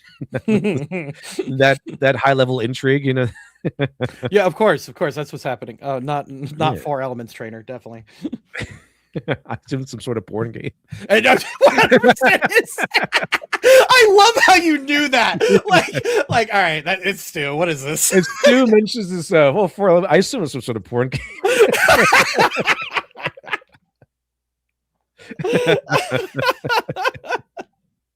It's gonna take a wild guess here. Okay, so yeah, Megalithon was being silly and I was being a jackass. Thanks, buddy. Sorry, my bad. Let's see. But he says, "Thanks for your reaction, Stu. Thanks for your reaction." Nah, I like Megalithon. He's on all the time. He's yapping with us all the time. Great dude. Yeah, I made him a mod. He's a mod. He earned mod status. Hell yeah. Let's see. No, maybe I make a rule. Like if you show up a lot and then you kind of make a story, you kind of building a story, you get mod status. Maybe, maybe not. Therefore, but maybe. Yeah, I would not make that a hard rule. Just let's see. His own show received similar feedback online. Now, before we get into any of the insult throwing or anything else that's happened, we need to examine the central tenet of this drama. That was a funny result. I like how mind breaking this when this guy popped up, because I thought it was like, oh, that's a human who this looks like an NPC. And he's like, oh, that makes sense because he's like one of the first guys, apparently. That's what he said. Like, I am a programmer and everything. Then it turned out to all have been a trick, and Jax was right that he's going to pop up the end and go, congratulations, you've defeated the Escape the Circus adventure. He was right. And he was right about it. It's like, whoa. I was like, wait a minute, really? I was like, I think we were asking Stu, did they just kill this guy? Because Kane gets rid of the NPC. He's like, that's enough for you. Did he just murder this man? It wasn't the first time he's done that either. Yeah. So, but I didn't think he could do it to humans. So, and this guy was like supposed to be pushed on us like as if you're a human, and we've seen him like skulking about in previous episodes.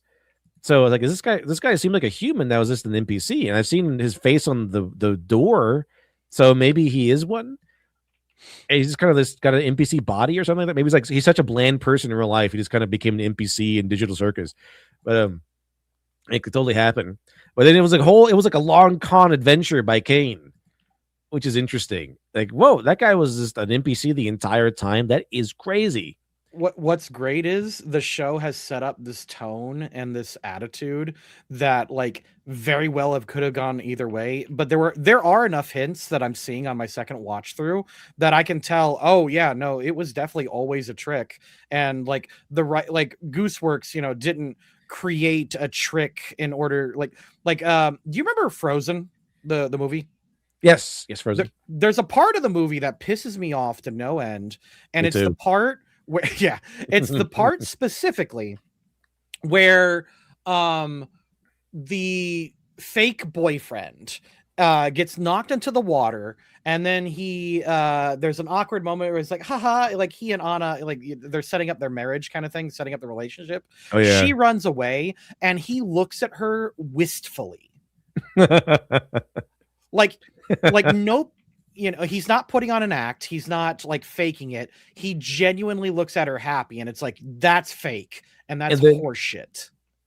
So like I mean, the whole thing, like he's pretending, or is he called like it's nonsense that he's suddenly a bad guy at the end? It's nonsense that he's suddenly a bad guy at the end. I'm so angry about that.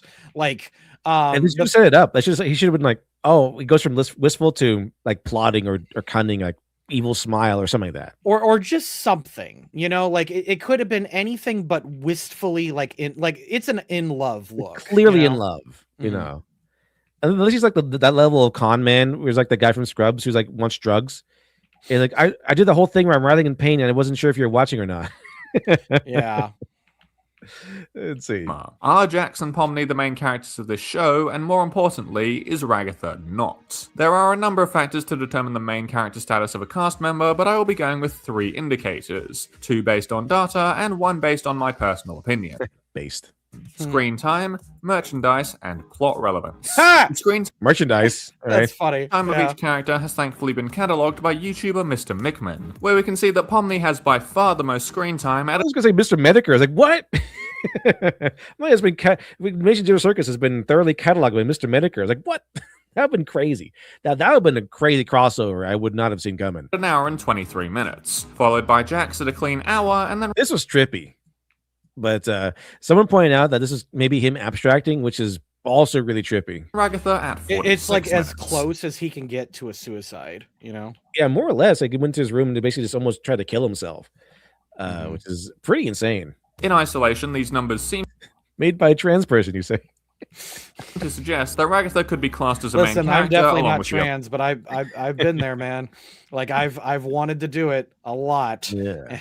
So I kind of understand it, but I think everyone can relate to Jax. Like, just if you want to give up, like you just kind of lost. Because I think at that point he's like coming to terms with the fact that it's this all might be real / an internal real torture, and he's just kind of giving up. He wants to like maybe these guys had the right idea. His friends, Frog and Clown, maybe they had the right idea to just give up and just go become abstract. Like, what's the point of moving on if this is actually real and never ever ends? Like, if that was a trick, then this will never end. Let's see. I got the 10 cheers. Another annoying things too is everyone started to cheer when Anna punched him, but those people never saw him being evil at all. That's pretty funny. Yeah, no. But due to the comparative, that was a really bad twist. It makes me so mad because it's so needless and it's so obvious. It just kind of felt like they kind of wrote that he is a villain at the last minute because like as a last minute script change or something. It feels like a mistake leaving it in like that. Like I almost feel like someone should have caught that. Like, if you ever watched how Disney does like their movies, like it's written by a large number of people and it's watched like so many times all the time that it like, it takes a lot of money to make these things and to do that out. You think someone would have caught, hey, like, does it make sense for this character to do this here? Like that seems weird, right? I'm not crazy. Right. You think that someone would have caught it. Let's see. Relatively bigger gap between Jax and Pomni, our obvious main protagonist. When you zoom out, however, we see that Ragatha's screen time lines up roughly with that of Gangle and Kinga, definite side characters. Adding on to that, the fact that Jax's screen time is increasing at a faster rate than Ragatha's, and the evidence here would suggest that Jax is serving more of a main character role alongside Pomni, with Ragatha reduced to a more secondary role. But then there's the obvious rebuttal to this of quality over quantity, in that just because a character has less screen time doesn't mean they can't be classed as a main character. Perhaps the writing just allows them to do more with less time. So let's take a look at plot relevance to see if we can confirm this theory. Jax's relevance to the plot is quite easy to see. He's in direct conflict with the rest of the cast because he doesn't seem to actually want to leave the circus behind. I wouldn't go as far as to call him the villain of the story, as this is more a PvE than a PvP one, but he is the main competitor to Pomni for most of the show. Clearly a main character. Ragatha, on the other hand, is less clear-cut. Near the start of the series, she fills a mentor role. Then it transitions to a friendship fallout after the stupid source gets in her eye, and then they make up during the gap between episodes 6 and 7. It's likely this decision right here that relegates Ragatha to less of a main character than Jax. If there was more time involving this specific interaction, there would be a genuine case for Ragatha as the third central character. Episode 6 kind of really laid down that Jax and Pomni were the main characters.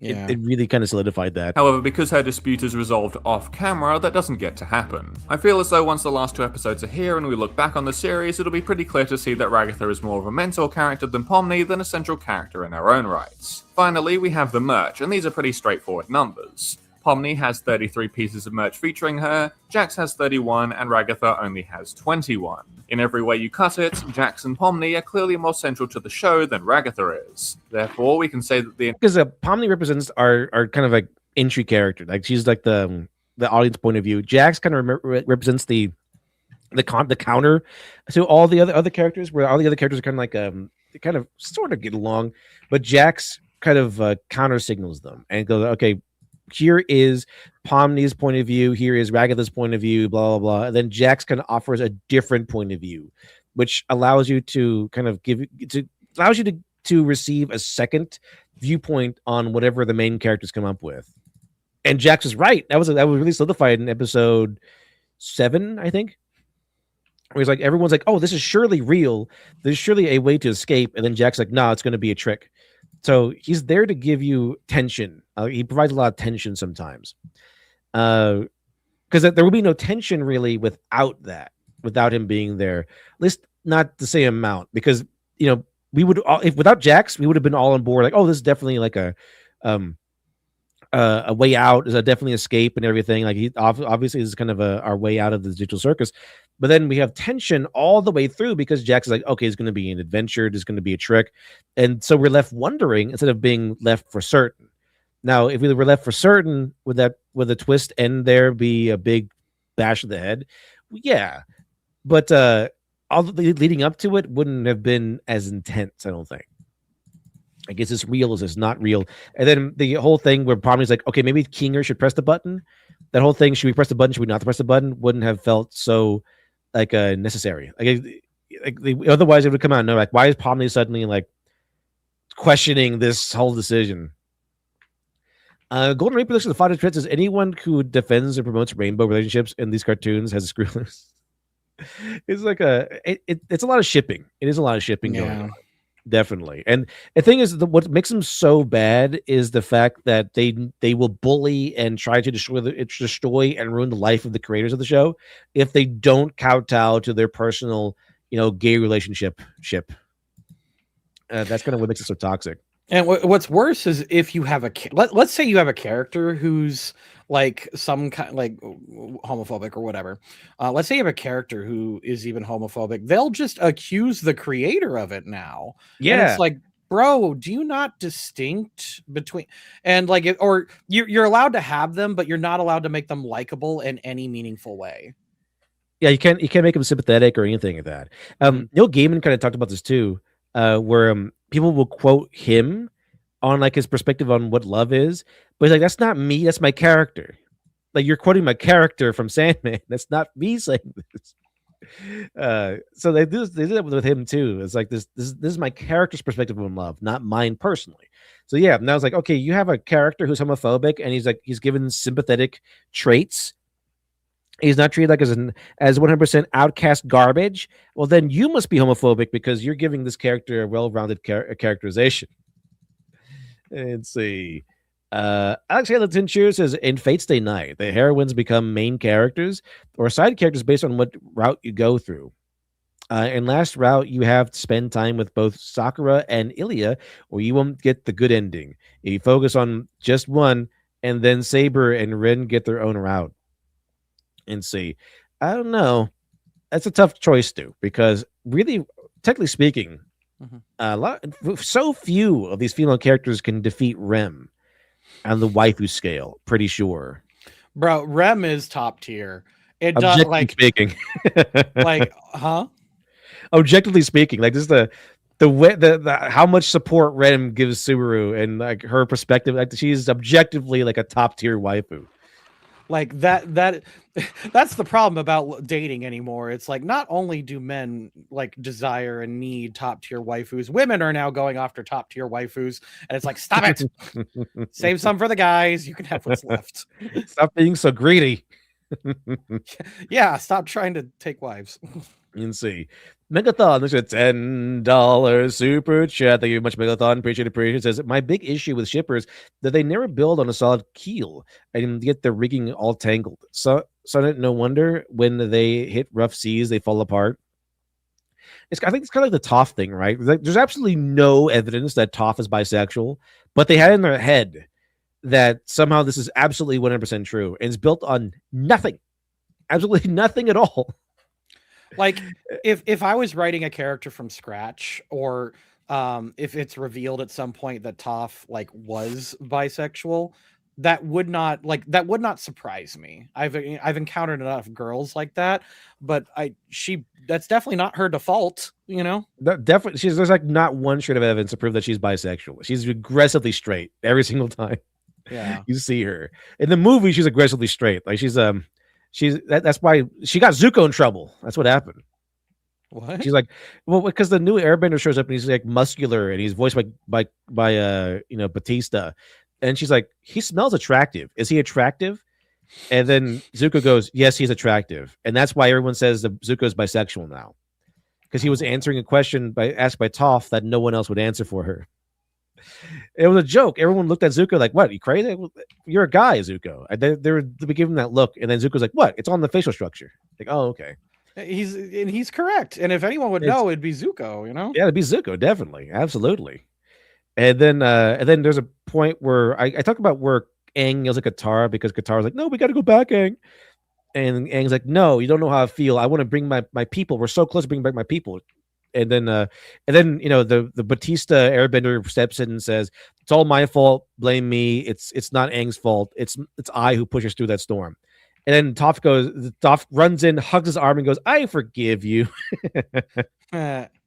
Solely because he's attractive and has giant muscles. She really likes his muscles. She makes commentary on this a couple times throughout the movie. So she's not only straight but aggressively straight. Can't have that.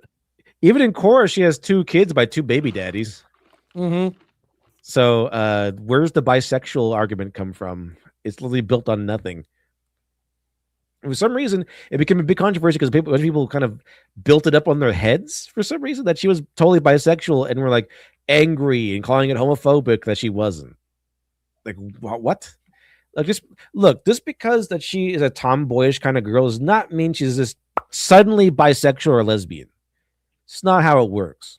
Every real tomboy I've ever met likes men, you know, a lot. That's why they emulate them. Yeah, I've got. I told you about that trampy worker. She's kind of tomboyish. Like, she has it in her head that she's got a different thing going on, but she's just basically the classic tomboys I grew up with. And again, she's kind of tramping around, and she likes men, even though she says she doesn't. Like, never ask a man hater the gender of her boyfriend. Exactly. Let's see.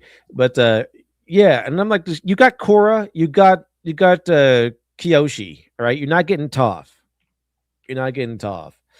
Let's see. Golden Reaper looks in 5. Does super chat. Thank you much. Appreciate it. Says, how about just don't have them leave the cringe behind, and that's how you get crazy shippers that destroy the fandom.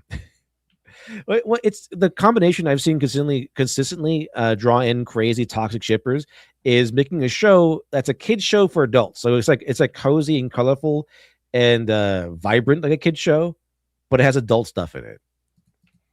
Like Zubul wanting to have sex in one of the adventures and breaking Kane's mind. That's what happens, right? That's the combination. You said Zubul. I thought you said Yeah. Zuko, and I'm like, what the fuck? Did Oh, I miss Zubul. it? 4 Elements Yes. Junior canon? Yeah, it's like somewhere in the movies it goes, how about we bang? Low key, I wouldn't put it past these creators to do that because they kind of there's an episode of Avatar: The Last Airbender where it's the episode where Zuko and Katara go on their little field trip, and oh god, what happens? Hold on. Oh, my brain. Zuko goes to talk to Sokka, and he walks into his tent. Sokka is already ready, but with Suki. Yeah, it looks like he's trying to set up like a night with Suki, like they're about to have sex. And once Zuko walks out, like Suki is like, oh, I was definitely not trying to see Sokka. And then the next morning, she's like covered in a wreath of flowers. And so it's implied that she got deflowered, and like this is a thing that's kind of been hinted at like a lot. So like they're not afraid of putting sex in there, and Sokka is at the age where he'd be going for that, you know. Plus he's from a warrior tribe. Flowers. Yeah, it's a warrior tribe. Like there's no adults around to stop them. They're old enough. They're both like wildly into each other. Yeah, I kind of believe that they're hooking up that night, you know. And the thing is, it's done in such a classy way that it doesn't like I didn't catch that as a kid, but I caught it as an adult. As an adult, yeah. As a kid, I just thought they were just making out, you know, because like, they teenagers kiss, but also like not really, you know, like they were going there to kiss, but like it wasn't, but it just wasn't ending there. Plus, more and then some. Yeah, you got it. Let's see. Alex got the 10 cheers. There's evidence against it. Toph wanted to die after she mistakenly kissed Suki. Yeah, she was like, "You can leave me to drown now." Mm-hmm. She was not into Suki. She was into Sokka. But I mean, most women are. It makes sense. Initial statement from Goose was truthful and justified. Now we have to delve back into the sludge with a lesson on media literacy. The textbook definition. Remember, he's talking about SJWs and idiots. Okay. All right. Here we go. Let's see where this takes us. Dave Facet says, boys got the cool G.I. Joe and Dino Riser toys, and girls got Barbie and My Little Pony. Dino Riser win every time. Yeah, well, boys like cool things. All right. That's why boys get hobbies, and girls get jealous of those hobbies. Yeah, it's not accurate to say girls got Barbie. Girls chose Barbie. But there's like a lot of Barbies. Like this, you get to be stewardess Barbie and bikini model Barbie, or something like that. For this term is the ability to analyze, evaluate, and act upon forms of digital communication. In this case, we're specifically looking at the ability to analyze the meanings and intentions of Gooseworks and the digital circus in general, and then how to respond appropriately to what you garner. In fact, this is what we've just done by proving that Ragatha is not a third main character in the show. The use of critical thinking and gathering information about a topic to create an informed conclusion. Like this, you could carry around your sensor. I forgot about that. I mean, imagine the Roger Rabbit who killed Roger Rabbit. I think that's the first novel, which is nothing like the movie at all. The movie is based off the second novel in that series where he gets killed again. But in the first one, one of the ways that the detective Valiant, the way he knows Roger Rabbit's last words is because his word balloon is still there. So he's dead, but his word balloon is still attached to him, and it says Jessica Rabbit or something like that. So it is kind of funny that the word balloons are a thing in that world, and the first book is crazy. I guess way better than the movie. The first book is insane.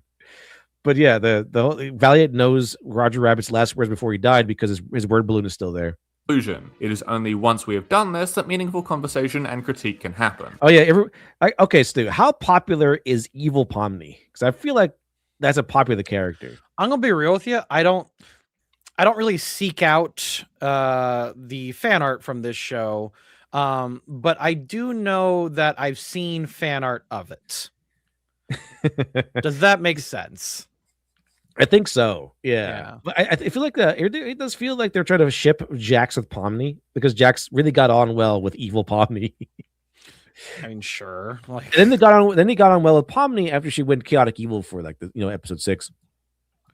Let's see. Of course, people on the internet do not often want to do this. Instead, they choose to only see the surface comment, guess that it doesn't align with their own beliefs, and call whoever said the comment a variety of names, instead of sexist, racist.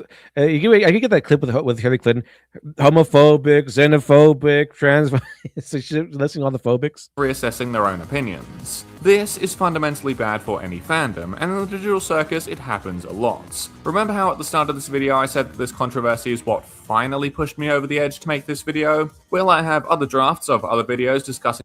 I think episode 6 is when we start seeing the first breakdown of Kane, because he's like, "Oh, here's a cool trust exercise. So try it out. I want you to go in there and you go into this room and no one can see you or hear you, and then you load in as many bullets as you want or something." The Chinese room. Yeah, the Chinese room. But the 6th episode had it where like he set this cool like elaborate like trust exercise, and then Jax is like this shoots Ragatha. Or shoot each other. What do I care? Or yeah, it's like I don't care. What you're supposed to have think this is fun. I didn't say have fun. This is kind of aimless. Well, that's why I use the sights. He's like, you know what? Just shoot each other and have a fun time. Shoot each other. I'm going to get ready for the favorite character awards, which of course the favorite character was him. Digital circus-based controversy that I haven't released because is it? Hi, my name is Ming, and I don't appreciate what you're assuming is done to my reputation. You make an ass out of you and Ming. I realized the angrier tone I used for those scripts wasn't something I wanted to be known for, but nonetheless this fandom is still full of drama that has caused a great deal of emotion from both me and others. And that is just from the perspective of a person on the sidelines. When you are the active target of abuse and bad faith criticism, it'll be much more stressful, which is likely what prompted Goose to make this comic on some relatively fair criticism. This Reddit response clapping back at the audience in a condescending tone is undoubtedly a bad thing to have published. Its passive-aggressive nature would only ever spark more controversy and more rebuttals from angry fans of the show who are already upset at you specifically. That being said, it is obvious why Goose has done this, and in her final response, she says this as well. Having a large audience eyeing down your every move who are able to insult you and the project you've put lots of energy into without any fear of repercussion is draining, and it's why most creatives don't do it. I will come back to this point later, but wanting to engage more I am the great mighty Pooh. This is a good reference. With the community necessarily means that you'll see more criticism from that community. And that brings us to another lesson in media literacy, how to criticize something properly.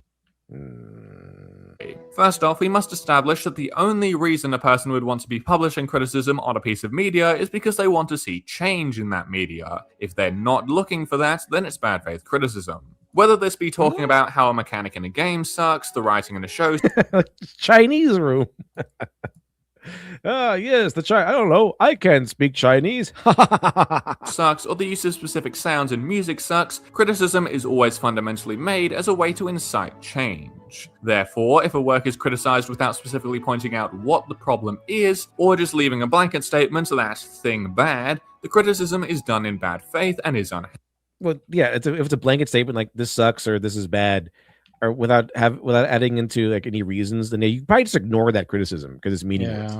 Helpful. I have no doubt that even in the comment section of this video, there will be bad faith criticism claiming this video is incorrect and calling me names without any proper. The bad faith criticism or worthless criticism, they prefer to call it, would be like, this video sucks. I hate, you're a bigot. Yeah, that's it. Or something like that. It's like something like that. Elaboration. The next part of making sure a piece of criticism is done in good faith is the way in which it is delivered. Angry shouting, slurs, and ad hominem insults at the creator are not a good way to incite change in the media you're criticizing because you just cause the creator to get defensive. That's not to say that you can't be animated in your language. If a part of a piece of media is extremely upsetting to you, it is fine to be emotional when describing it. Hell, I did that last week when talking about the Murder Drones comic. But there is a line between being animated and ranting, and it is very important not to cross it. I bring all this up. Oh, it's Symbiote with a $20 super chat. Thank you much, Symbiote. Very generous. Holy shit, says Symbiote says, I found the best chances of success is to keep your hands on your work and ignore everything except constructive criticism. I think it's the story. That's the same story of what happened with No Man's Sky. I think Internet Historian covered this. I think it was an Internet Historian, where of course he got a huge backlash to the point where it drove some people insane who worked on it. But then the main guy who led the project kind of cut him off from that. Like he cut them all off from social media so they wanted to see it, and they went back down, worked hard, worked on it, and it became way better than before. Like they got everything done. So I think they met most of the promises. But yeah, keeping your hands on your work and ignoring everything except constructive criticism, good idea.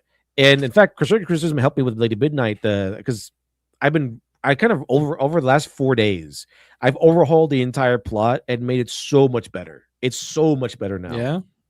And it was. That's awesome. Like so much better. To the point where I felt embarrassed that I tried to put on the last version. I mean, it's still pretty good. People liked it, but man, I put in more lore, more twists and turns. Because I got some criticism from pros. Oh yeah, like John Malin, Shane Davis, and EVS kind of went over a little bit, and gave some critiques. And my artist kind of said like, hey, maybe we should have some of this in there and more of this in there. And instead of just shoving it in there and forcing more action or whatever, I overhauled the entire plot. It's still basically the same plot, but I organically put in more, twists and turns and actions and lore and all kinds of stuff in there. So it's still the same plot. It's just better now. Dude, that's rad as hell.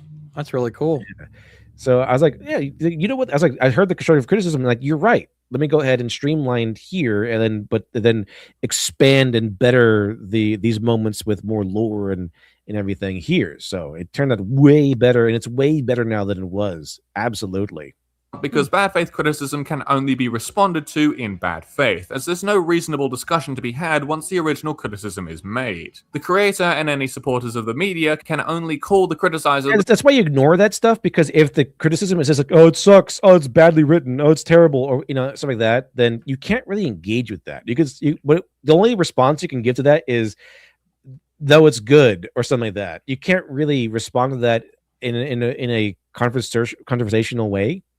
It's just an attack, and you can only be defensive about that kind of comment. So you kind of have to do. Those are worthless criticisms. They should mean nothing.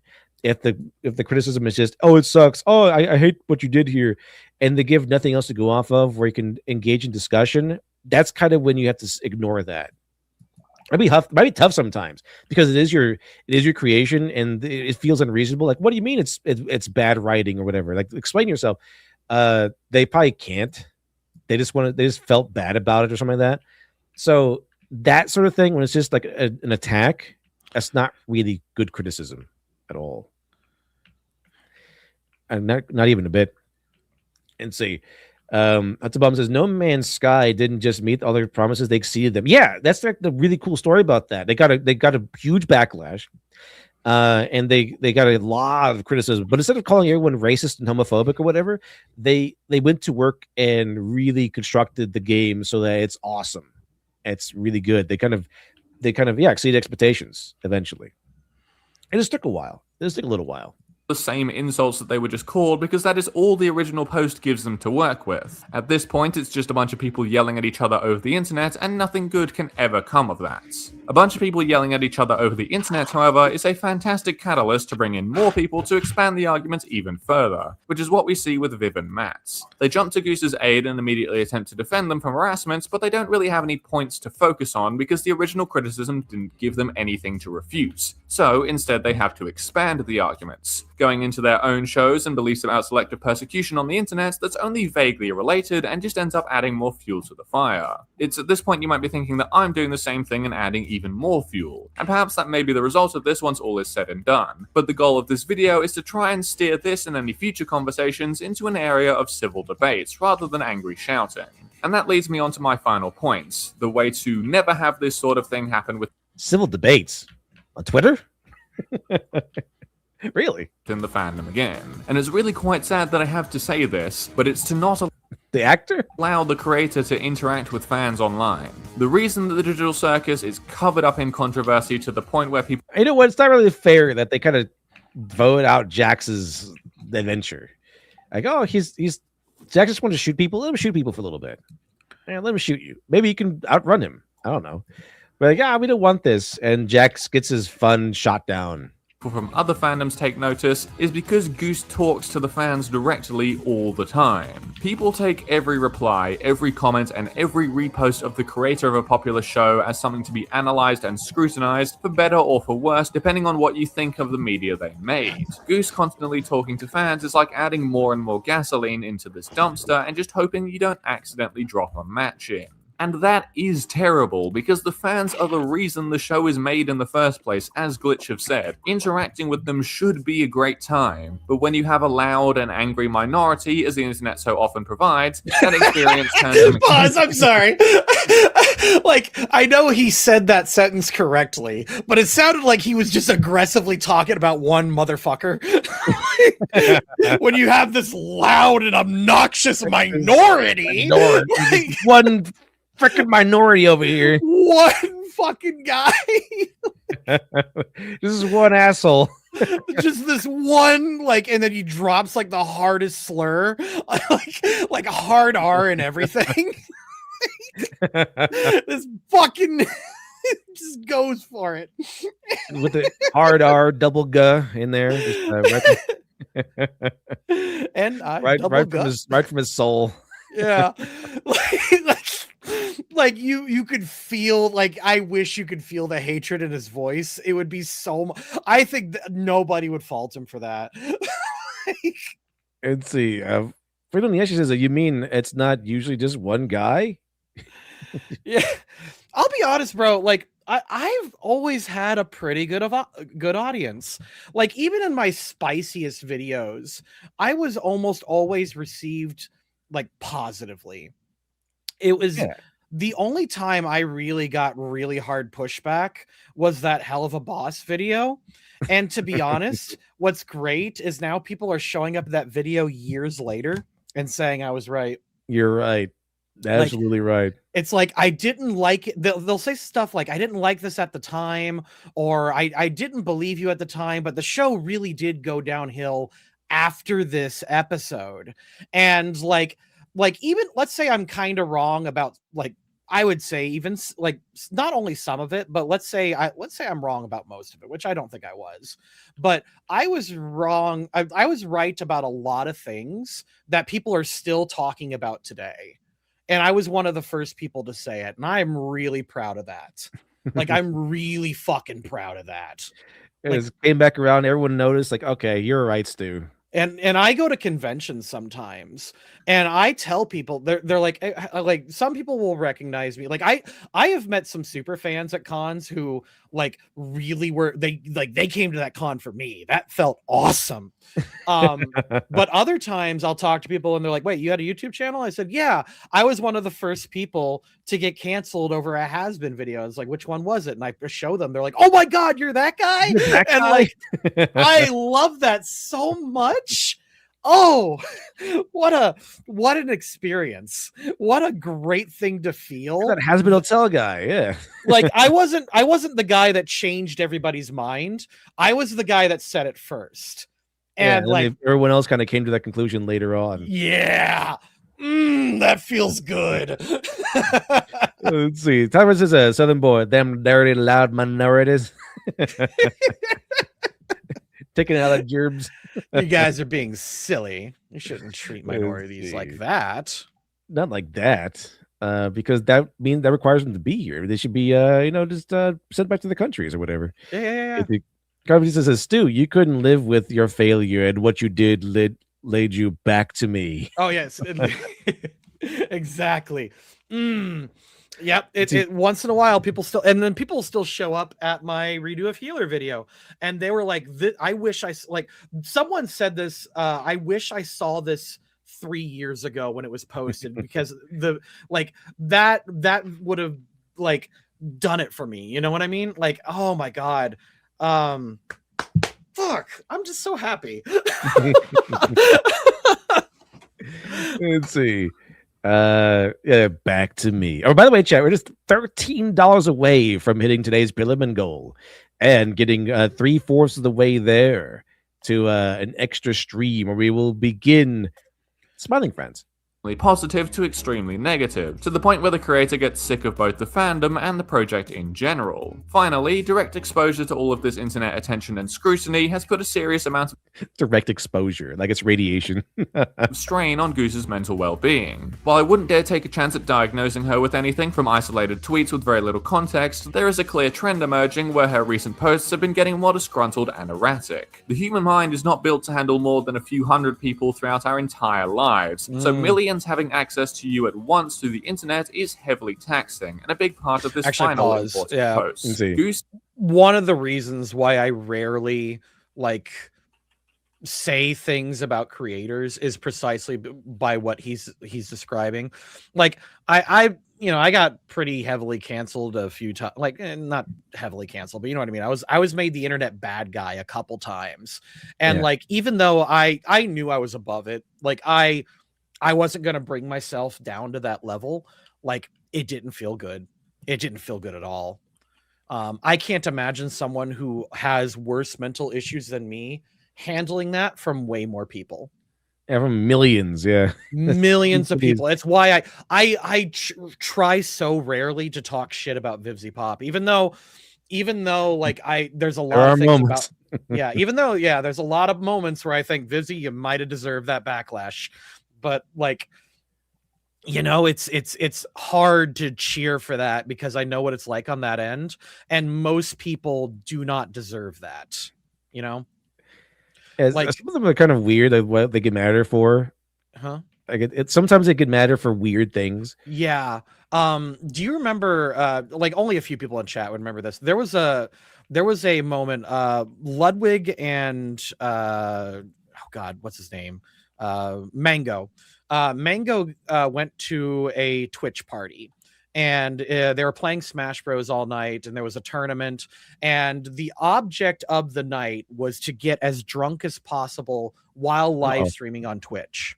Not a good idea. Mango is an addict. He is a well-known addict, and everyone is concerned. Like this has been a serious dude. Mango is actually destroying his life and making his life worse. There are times where even Mango has asked the internet to help keep him accountable, and they got him to that party, and they got his blood alcohol level up to the mortality limit. Damn. And he acted like a jackass on stream because of course he did. He's drunk.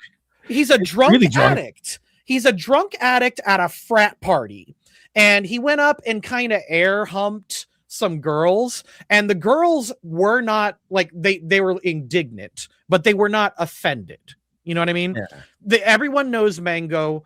Everyone understands what's happening, and they were like, Mango, do you need to like lie down? Do you need to take care of yourself? That is the conversation and the vibe that's happening.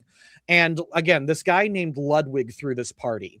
And of course, Mango gets banned from stream. He gets banned from tournaments because people found, that he was sexually harassing these girls.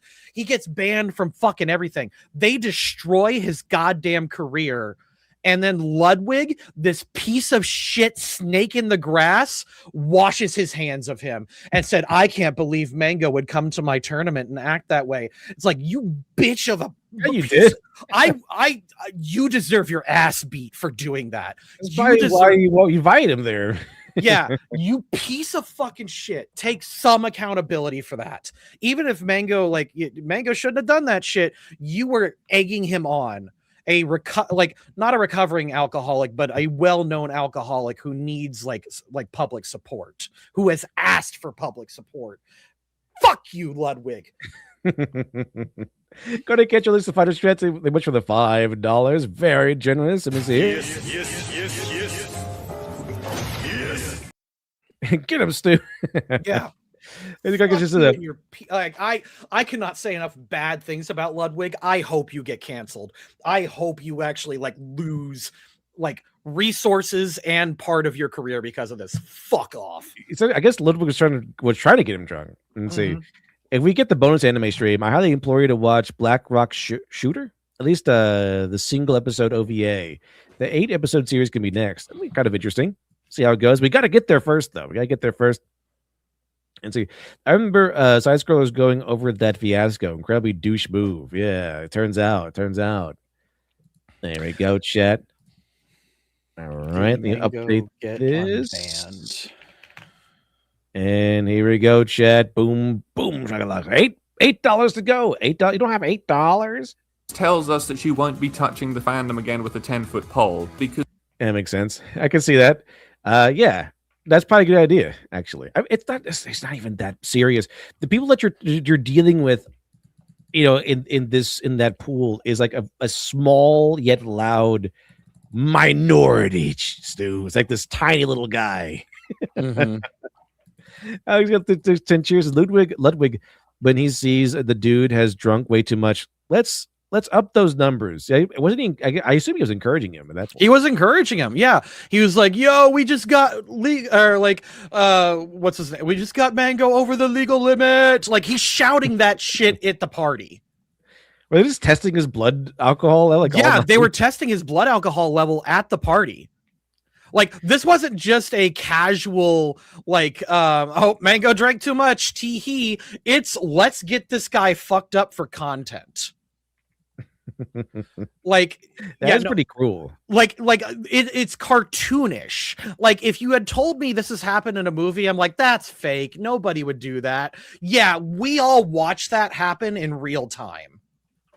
Like people need to remember this forever. Ludwig is an abusive user. He is a fucking snake and a shit ass fair weather friend. Fuck you, Ludwig. God damn.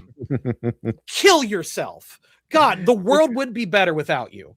I'm pretty sure that that's a backstab kind of. He said, you know what? I'm going to toss you to the wind.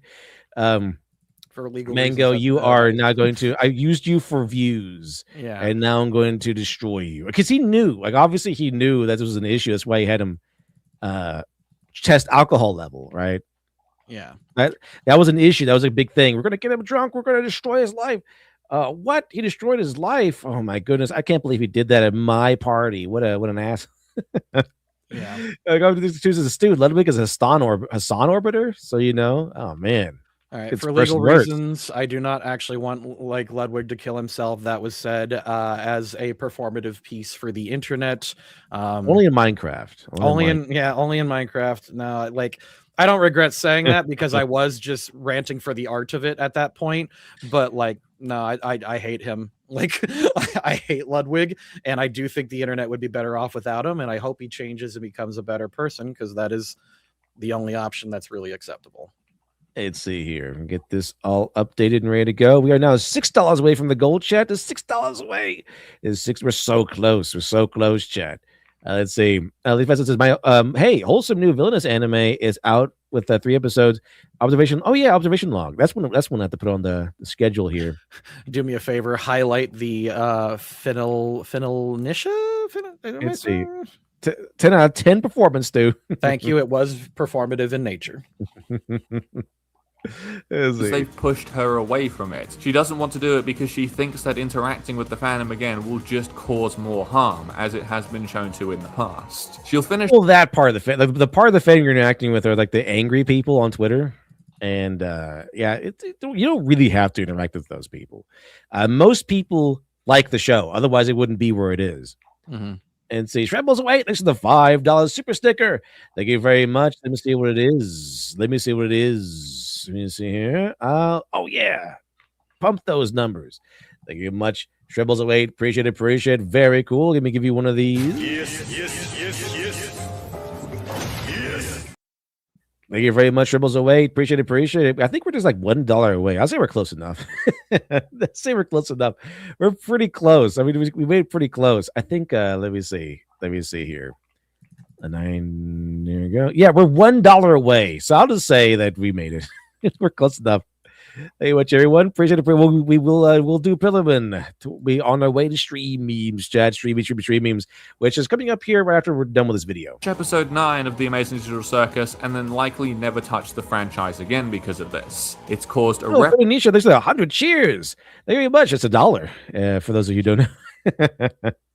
But a full $1. It's not, the dollar minus YouTube's fee. It's a full $1 right there. Thank you much. Nisha. Appreciate it. Harm to both her mental well-being and to the fandom in general. I implore you to learn media literacy. All right. I think he's cooking. Let him cook. I'm going to say, though, I like this episode because of how it kind of ended. I think that was a pretty cool, profound ending in this one. I like the part where Gangle kills herself. That's a pretty good one. That's one of my favorite parts of the entire series.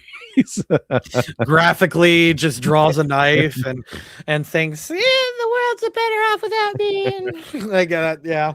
Jumps in front of a truck or something like that. Let's see. You ever watch Monkey Jones? I don't think so, but I do know that he was like banned or something like that. He was really funny. He would do he wrote all that stuff at a time when he was depressed and like suicide jokes were like trendy. But like you could tell that, that this is a guy that's like had like knows what's up, and he makes jokes to cope with it as much as it is to cope with people who understand his experience. Yeah. Let's see. I do know that I remember the controversy some time back. Terms of additional $2 super chat says just for Stu. Great epic rant. Bravo, says Dribbles Away. Let's see. All right. For yourself and not engage in bad faith arguments which will cause them to bubble to the surface. But for this show specifically, there's not really any future to save anymore. And that is how the Digital Circus fandom pushed Gooseworks away from their own show. Thank you all for watching and have a good one. Awesome. There we go, Stu. Some people like Digital Circus. Who knew? And some people were really angry about it for some reason. All right. Let's go. It's time to go to streaming chat. So lower your volume or raise your volume, whatever you prefer. And because loud clip incoming, by the way. Loud clip incoming. Stream memes in 5, 4, 3, 2, 1.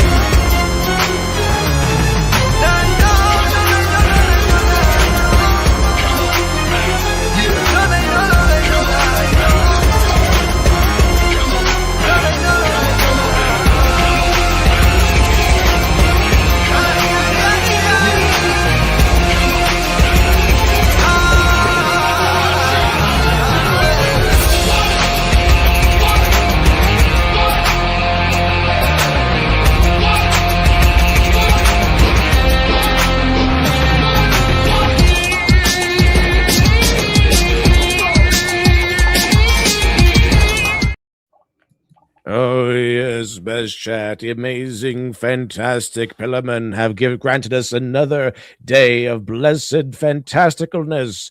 But we're back, chat. We're back with some stream memes. Let's get down to it. Let's get down to business, chat, to defeat the Huns. April 22nd is Cat Day, apparently. Yeah, Cat Day. I'm sorry, but I just can't understand your business plan. You're marketing it as a death camp.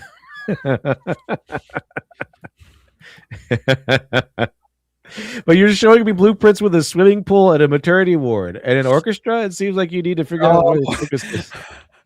I know what this is. Very interesting. Yes. Oh, I didn't know that was a part of what was happening in history. Are you saying that parts of that may be fictitious? There's no way. Why would anyone do that? Is it? Look, all he wanted to do is make a place where he can make juice, right? Juice concentrate. Yeah. They call it concentration camp, right? Let's see. Wow, Todd Howard in the 20th century. I owned all 5 Elder Scrolls game. Not 1,000 years ago. Now we have 7. That's really good. Pragmata series reportedly coming soon to Netflix. Yeah, it's Pedro Pascal. It's what's her name? Ramsey. Oh, Let's jeez. see. What you doing? I'm simply posting the letter N. Whatever happens afterward is outside my control. Tell upper capita. I'm getting to it. And when we went into the jungle with 10 other men to hunt wild horses. God, Chad, you are so racist today. I Only would never. 3 of us came out. Yeah, you don't want to be eaten alive by little bunnies. It's probably like the most humiliating death. Me hits my elbow on the counter, my entire nervous system. That is true. That's what happens. Mm-hmm. Watching anime legally, pirating anime, having a friend with Crunchyroll screen share anime over Skype and Discord, having a Japanese friend live streaming himself watching an anime on TV, hacking into the security cameras of Japanese animation studios to watch them create the anime in real time. The most based experience ever. That's incredible. That is Back special. in my day, we unlocked characters by playing them, not paying. Yeah. Let's see. The reason RAM prices went up by 4 times is that a massive amount of not yet manufactured memory was bought with memory that doesn't really exist to be put into GPUs. That hasn't been made yet. To be installed in data centers that haven't been built yet, powered by infrastructure that has never existed, to satisfy demand that isn't actually there in order to generate profits that are mathematically. It's kind of sad how true this is. Yeah, no, it's 100%. It's kind of how shorting works in stocks. Let's see. I thought that was like really curly, like one of those like judge wigs, but no, it's a bunch of cicada skins. Oh, it's a bunch of earwigs. Gross. Let's see. This is awesome. This is like fantastic art right here. That reminds me of Megalovania. I'm like hearing the Sans boss music, like looking at that painting. I wonder if that was done by an Undertale AU artist, actually. Oh, maybe. Oh, here's a Kane shocking the first person to ever go to abstract into abstraction. Oh my god! You should drown yourself in digital lake now. And there's a video, and there's a very unhappy Kane. And see, oh yeah, President Pomni. That was a pretty funny segment, the President Pomni one, because Jackson's just like a dick. And see, and there's this meme. That's like this is an old meme, but it checks out. New characters, but old meme. And there's this one. This is Hornet, Scorpion, some of that. Yes, there we go. I want to see. Millennia is probably one of my favorite characters in the game, even though she's not really in it very much. But I say that because I like the Millicent quest line. That's my favorite quest lines in the entire game as well. Let's see. Please, little one, don't eat it. Hey, Kirby's going to eat the rebirth egg. Let's see. Hello, Scott Butterfly from Kirby. I'm pretty sure Kirby can beat Millennia. Pretty sure. Take this gay shit back to Reddit, man. You guys like my patches? Look how this is way too much cringe. I feel like this is like a violation of some sort of war crime. Look at this level of cringe. Let's see. Break gender norms. This thing. ACAB. Protect queer kids. We all bleed the same. Yeah. Look at all that. This is too much Reddit for one picture, I think. Geneva Convention. It violates the Geneva Convention. It's not about you. It's about me. The film is called Spider-Man 3. This is from her complaining that I think it's her that Tobey Maguire got paid more than she did, as a to make it seem like the industry is sexist because they pay men more. Like you got paid at all. He's Spider-Man. Of course he got paid more than you. He's the main character of the movie. Okay, and accidentally breaks the lights. Kinger, I miss my wife, Tails. I miss her a lot. He misses his Black Queen. And what's this? A sexy pose. We need more fan service. We need more fan service, Pomni. I don't know how to be sexy. Stop talking and keep posing. Let's see. Hi, Stan. You gotta stop telling people, Stan. You really gotta put a stock in it, Stan. It's like he's gonna kill everyone he talks to, or what's going on? I actually don't understand what's happening there. I don't understand it. Let's see. But what if Elmo was paid $270,000 by the Southern Poverty Law Center to say it? Can Elmo say it? I'm not sure I get that, but okay. Like, what is? I guess the Southern Poverty Law Center paid Elmo $270,000 to say the N-word. Let's see. The KK NPR libs. Southern Poverty Law Center. This is actually pretty accurate. Let's see. Gotta get in on them SPLC bucks. Ernie prepares to commit a hate crime. Let's see. Cleans better. Oh, it looks like she's flashing her tits. Yeah. Let's see. There's Guts, which I assume is Griffith's kid. No, And, that is Guts' kid. Oh wait, Guts and as in Guts and Griffith's kid. My bad. Yeah. Let's see.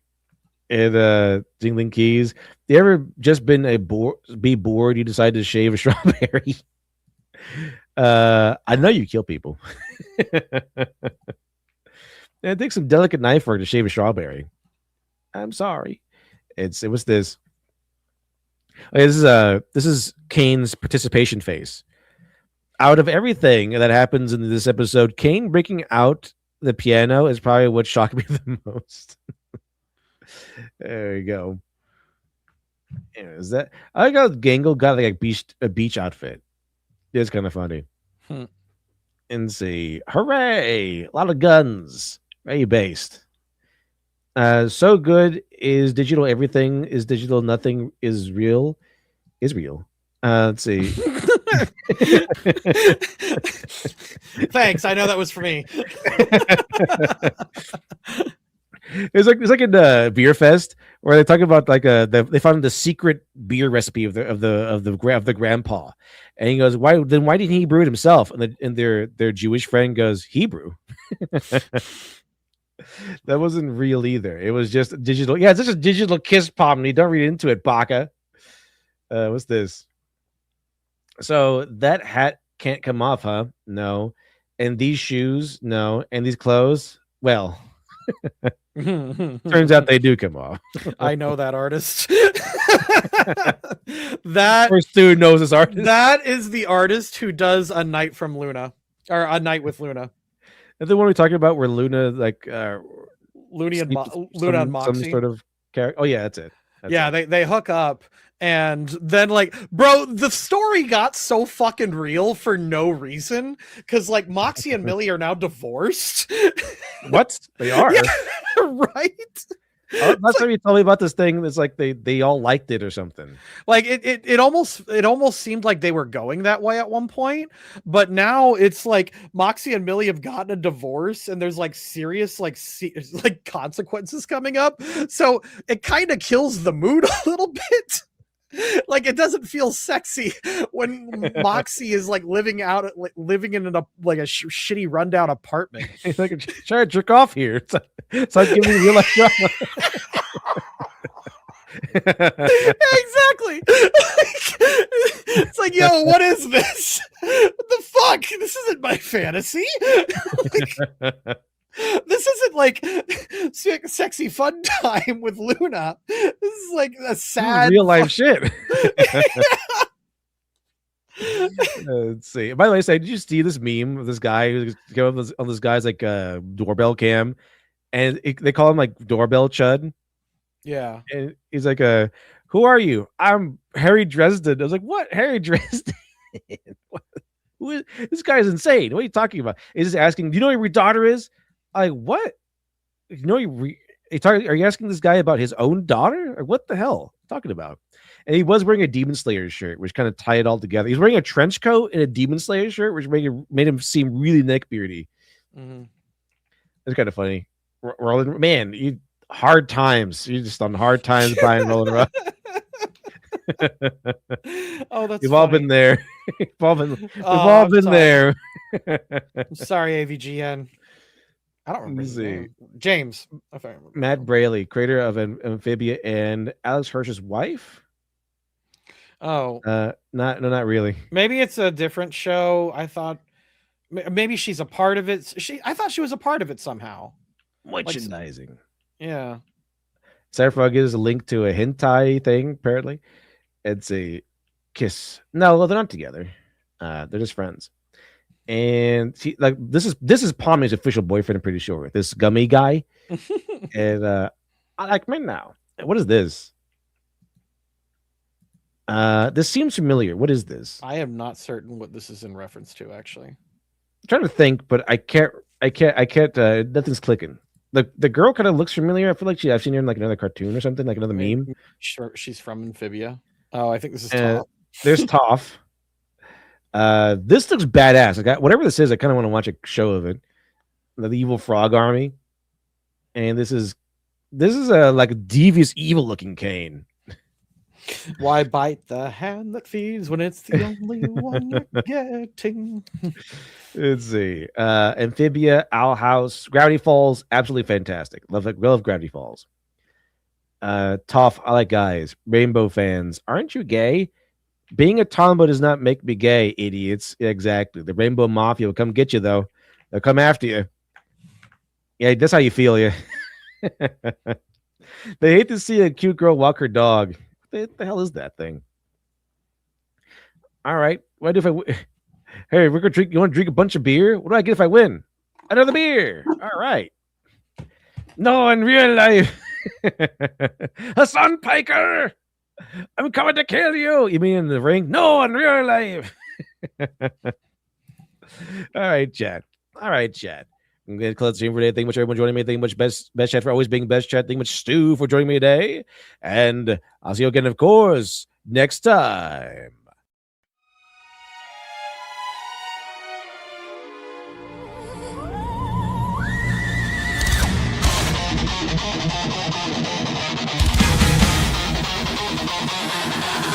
On a cold winter morning in the time before the light, in flames of death's eternal reign, we ride towards the fight. When the darkness has fallen down and the times are tough, alright, the sound of evil laughter falls around the world tonight. Couldn't keep it in, although heaven knows I tried. Conceal, don't feel, don't let them know. Well, now they know, so let me go. Let me go. Won't hold it back anymore. Let me go.